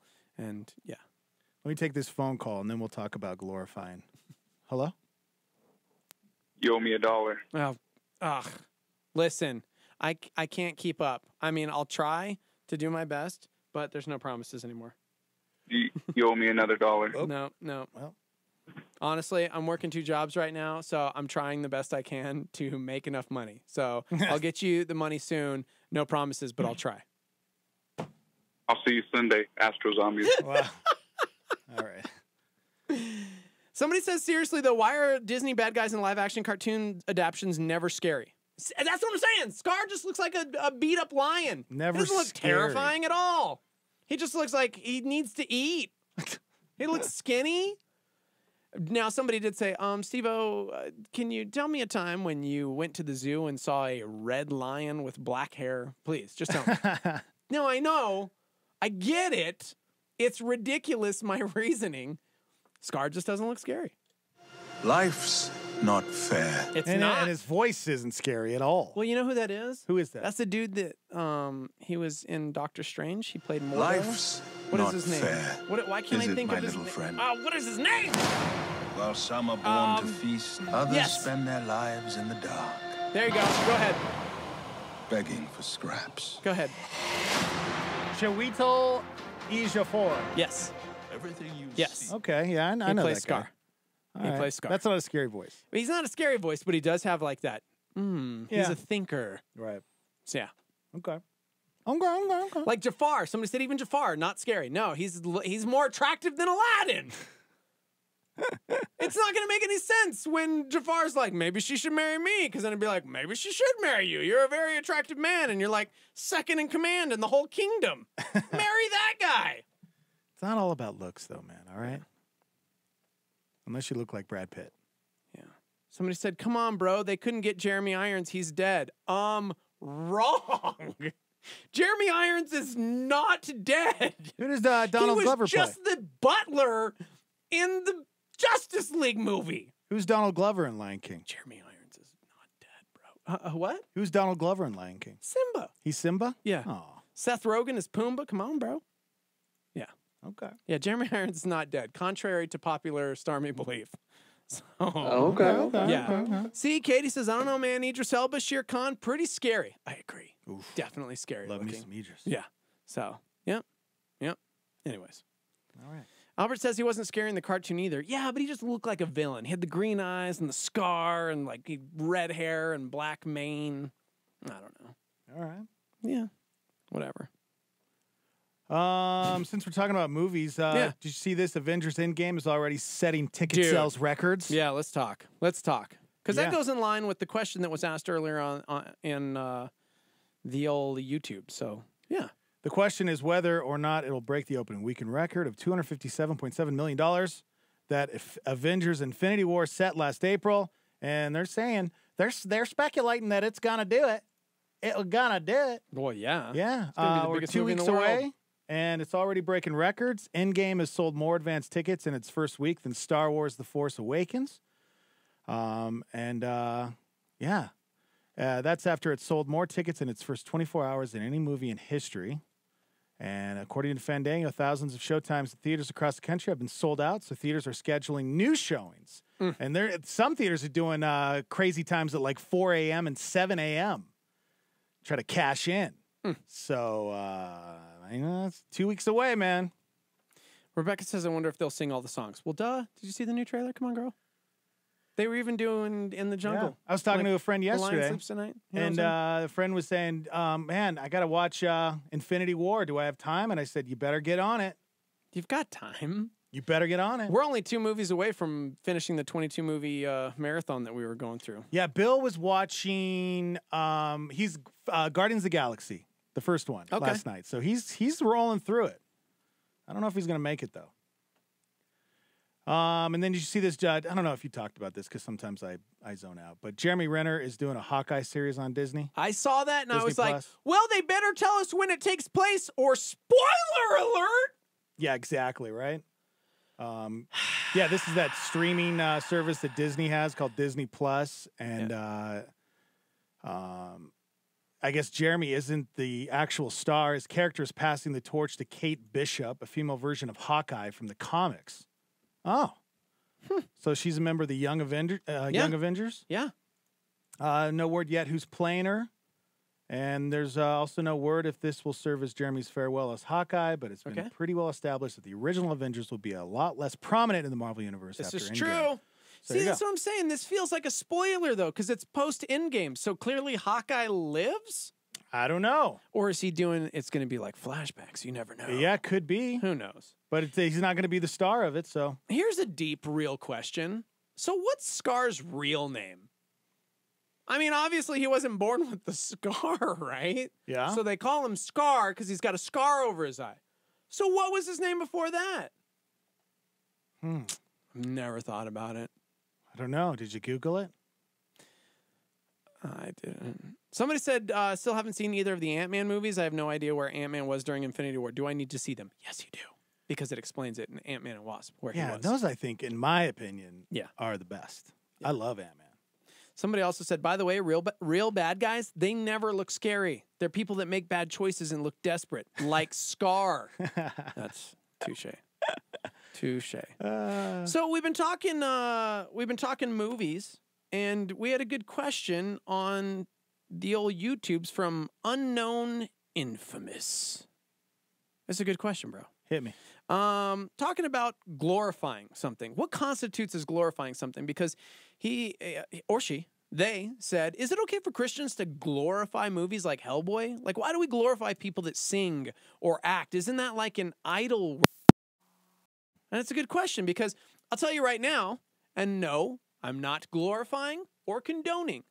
I will, however, be at the evening showing tonight of the grand opening of the new Hellboy movie. Oh, yeah. It's rated R. So, again, not glorifying or condoning. But I do want to see it. I would love to have an opinion on it, and I would love to be able to articulate that on air just in case other people do or don't want to see it. Because the other ones were a different take on it. Sure. And so, but what constitutes glorifying? That's a good question, right? That is a good question. Because we love movies. Are we glorifying artists by playing their music on the radio when we station? get pumped up over something, is that going to a concert? Is that glorifying? The word in the dictionary literally just means to praise and worship, like God, like so music. putting in the place of God. So music being used to glorify God is the example, to give praise to exalt, to revere, to worship. The second definition in the dictionary is describe or represent as admirable, especially unjustifiably so. And the sentence is a football video glorifying violence. So I'm like, well, that's a great question. Yeah, that is I don't know how to answer that, really. I think it depends on your heart, right? Well, I love what you said, like taking the place of God. Yeah. Like, are we putting something on a pedestal? That's idol worship. It's when you're replacing something where God's supposed to be on that pedestal, you kind of take him off and you put that thing on that pedestal. So if loving movies or artists or songs or actors or whatever, if that's representative of a place where you're truly like worshiping that thing, then yes, that's probably a pretty good example of glorifying to a very scary place. But I think it's on the flip side, absolutely okay. Ravi Zacharias, one of my favorite dudes in the world, theologian, talked about this very thing, about how we're created in the image of God, right? So we have this capacity to create ourselves. And so God takes satisfaction when we enjoy a good movie or we hear a great song that uplifts us or something like that, or whatever it may be, because we're truly being Christ-like in that moment when we are creating. And so when you see something and applaud it and go, man, that was a beautiful masterpiece. Loved it. Yeah. God takes satisfaction in that, at least according to Ravi Zacharias. That I agree with that. That we are, in turn, giving, admiration, if you will, to God's creation. Right. And I was like, that's a great way to talk about it because I love movies. I love music, you know? And so do I love it so much that I have an altar set aside to worship Radiohead? No. Right. But The Bends is one of the best albums in existence. Get out of here. Just saying. Get out of here. The Bends. I'm just saying. All right. Well, that's so, good. Yeah, hopefully dude. that answered your question. The Unknown Infamous said, yeah, I love me some good music in a movie, but at some point I realized it's something created by man. But again, hopefully that helps a little bit because, or woman, because yeah, to glorify something, I do think we need to take that word back because sometimes people are like, oh my gosh, you guys are glorifying this. And it's like, or we were having a discussion about this movie that maybe you shouldn't see. Right. Not glorification. Talking about it, conversating, sure. Mm-hmm. So. All right, let's take a quick break. Live from the Dreamstar Remodeling Star 88 Studios. Also live on YouTube at Star 88 FM. We'll be right back. Exposing the enemy. Here's a Star 88 PowerPoint from Pastor Jimmy Evans. What is the foundation for your marriage? Is it what you see on TV? Is it your mom and dad? God bless your mom and dad, but I'm saying, where did you get the information that you're basing your marriage off of? I'm just saying, if your marriage is not based on the Word of God, it's not going to last. And even if it does survive, the devil's going to do a tremendous amount of damage to you because it's not based on the Word. But when you build your marriage on the Word of God, it's going to stand the test of time. Let me talk about children for just a minute, parenting. Proverbs 22:6 says to train your children up in the ways of the Lord. And when they get old, they won't depart from it. Well, so let me say this. I know you want your children to be popular, but there's no promise in the Bible about your children being popular. That's Jimmy Evans on a PowerPoint from Star 88.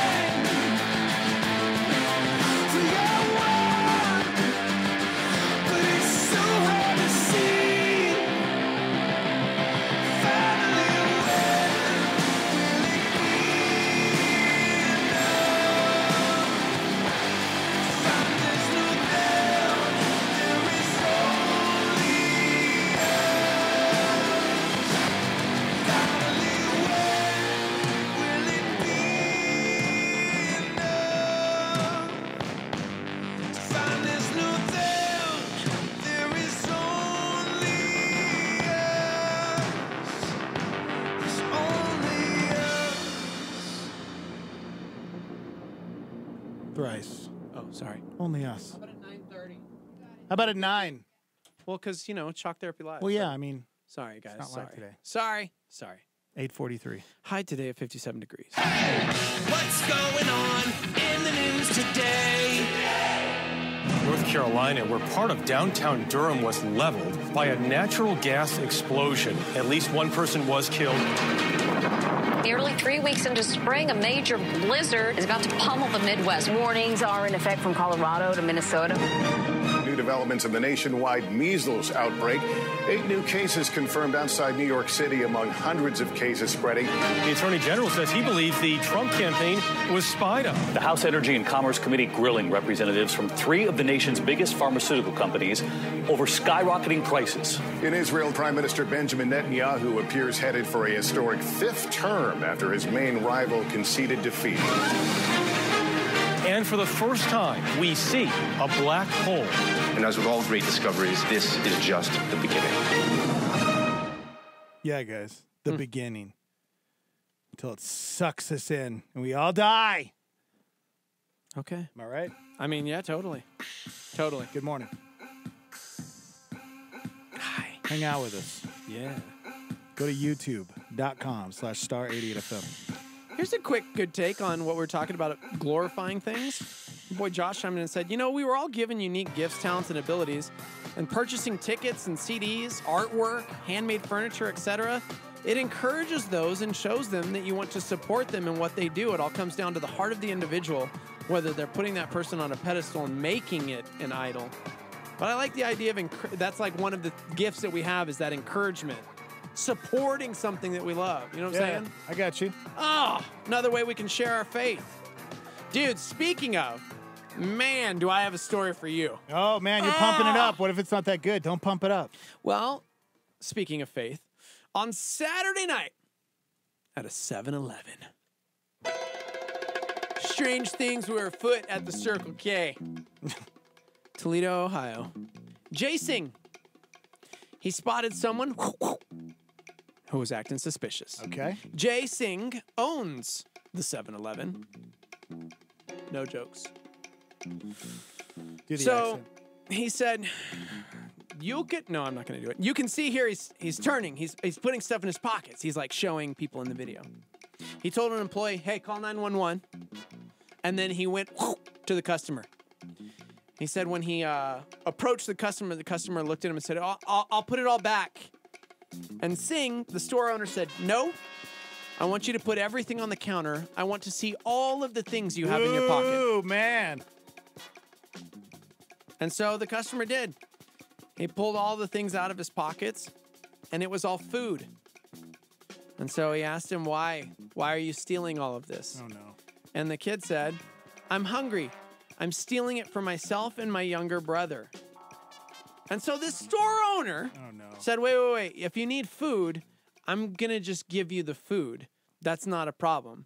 So not only did he wave off the 911 call, but he filled a bag to the top with food and gave him the entire bag full of food. Oh, my gosh.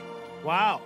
The owner said he's a young kid, and that would have gone on his record as a thief for the rest of his life. He wouldn't be able to do anything with his life. He wouldn't be able to get a good job, and that will never solve his hunger problems. The reason that this is even a national news story is because Cedric Bishop was a witness in there buying something at the 7-Eleven, and he thought what he saw was so incredible that he decided to share it to Facebook. And instantaneously, there was over 1,000 shares. Wow. And Cedric said the entire situation just brought tears to my eyes. So is there actual video? Did some witness pull out his phone and start filming it? Yeah, so the That's video's cool. on here. But this store owner, Jay Singh, out in Ohio, there's the young thief. There it is, stealing the things. There's the confrontation. He put Wow. everything down. I want you to put everything out. And he's like, tell me. And then look, he has his cashier fill a bag full of food for the kid. Wow. That's cool. Oh my gosh. I love that, man. So for Singh, he said he had a very, very simple reason for doing what he did. He said, it's basically our Indian culture that if you give food to a hungry person, that's considered like God, and he will bless you for that. Wow. Which is very interesting, because in Scripture it talks about, right, what you do to the least of these, you do unto me. Right. So, like, I was homeless, or I was hungry and you fed me. Yeah, man. Man, I saw this story, and I had to share it, because here's the store owner who sees a dude. And let's take it to our 2019 culture. You look at this surveillance video, and it's a black dude with a hoodie, all shoving stuff in his pockets, and this store owner confronts him, and there's about 17 different ways you think this story could go. But I don't know that that was where we thought the story was going to go. Oh, absolutely not. Yeah. He's an older East Indian gentleman, and he approaches him, and it's like you can see the kid, like, immediately, like, is kind of stunned and just starts pulling all the stuff out of his pockets. And what's incredible is watching, like, the clerk then in turn grab bread and stuff and just start filling up an entire bag full of food for this kid and his brother. We talk about this all the time with feeding them kids, you know. It's this is a perfect example of when you get hungry, you get desperate. You get desperate. And then you go and you commit a crime. You steal things so you can pawn it off, or you know, you get desperate when you're starving, man. And then you get arrested, then you go to jail, and then it snowballs from there. And that's why our city turns into where we're at, where people are getting shot every day and crimes are getting committed. It's because we're not stepping up and helping people and when they're in need. You know, I saw a cool story the other day. There was a school in Indiana where they saw the problem, like we talk about here in New Mexico, where there's thousands of kids who go hungry, and the schools, they see it every day because these kids are coming in starving and hungry. This school in Indiana was taking all the leftover food and packaging it up and sending it home with these kids so they could share it with their families, because there's no food at home. These kids aren't getting fed. Yeah.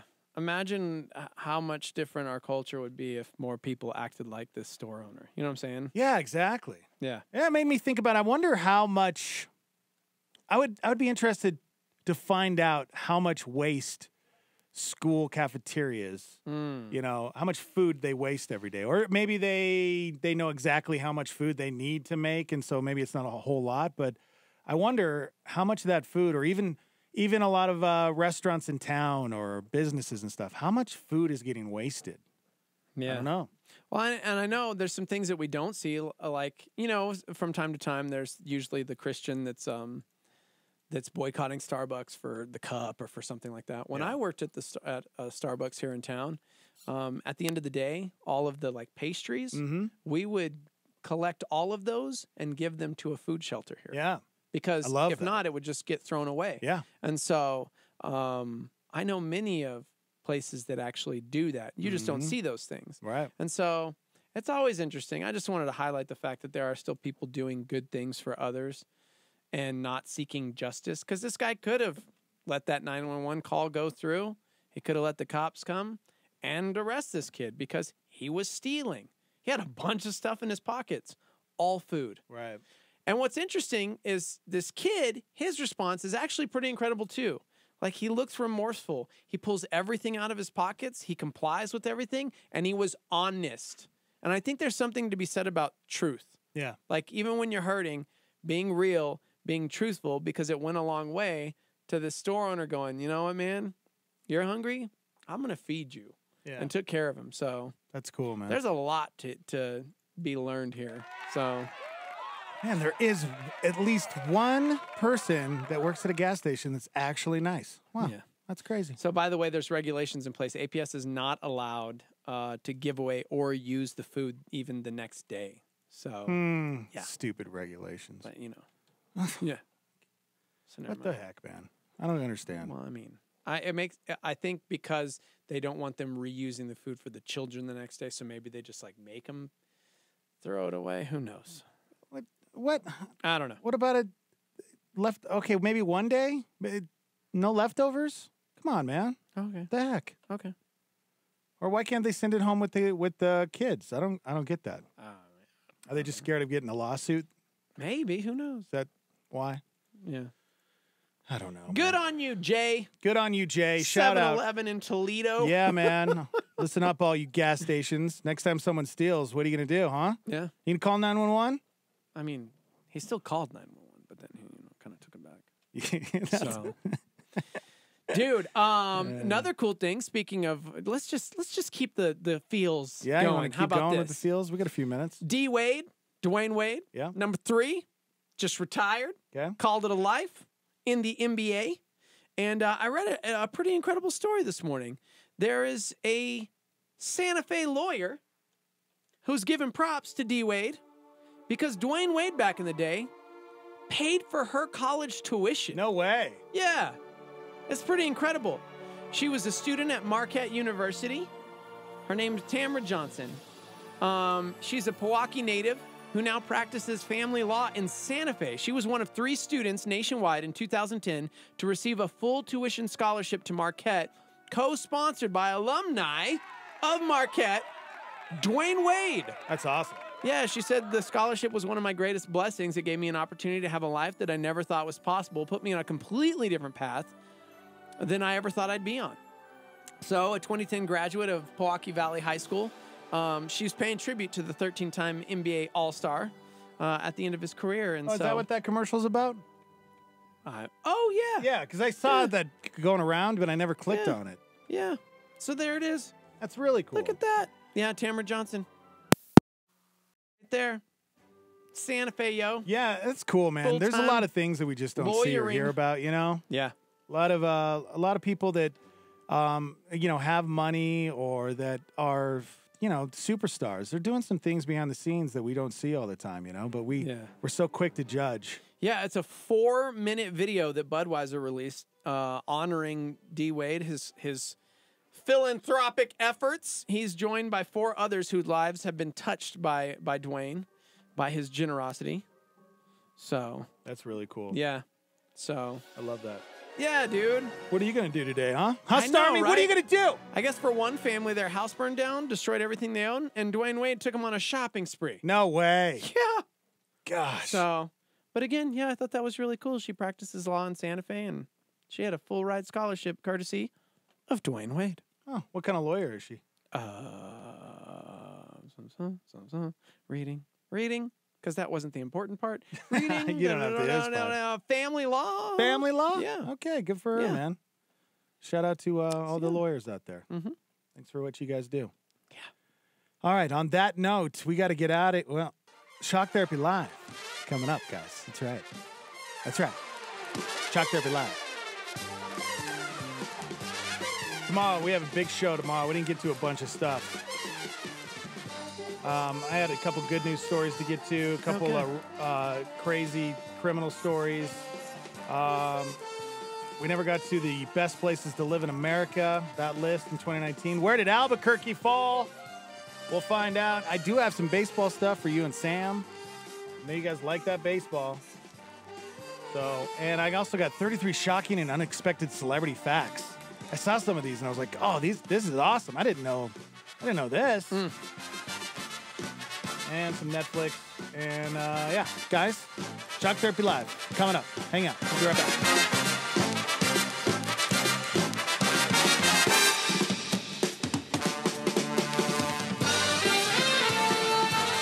Attention ladies in the Albuquerque and Santa Fe area, you are invited to a special day at Calvary Church, a she gathering hosted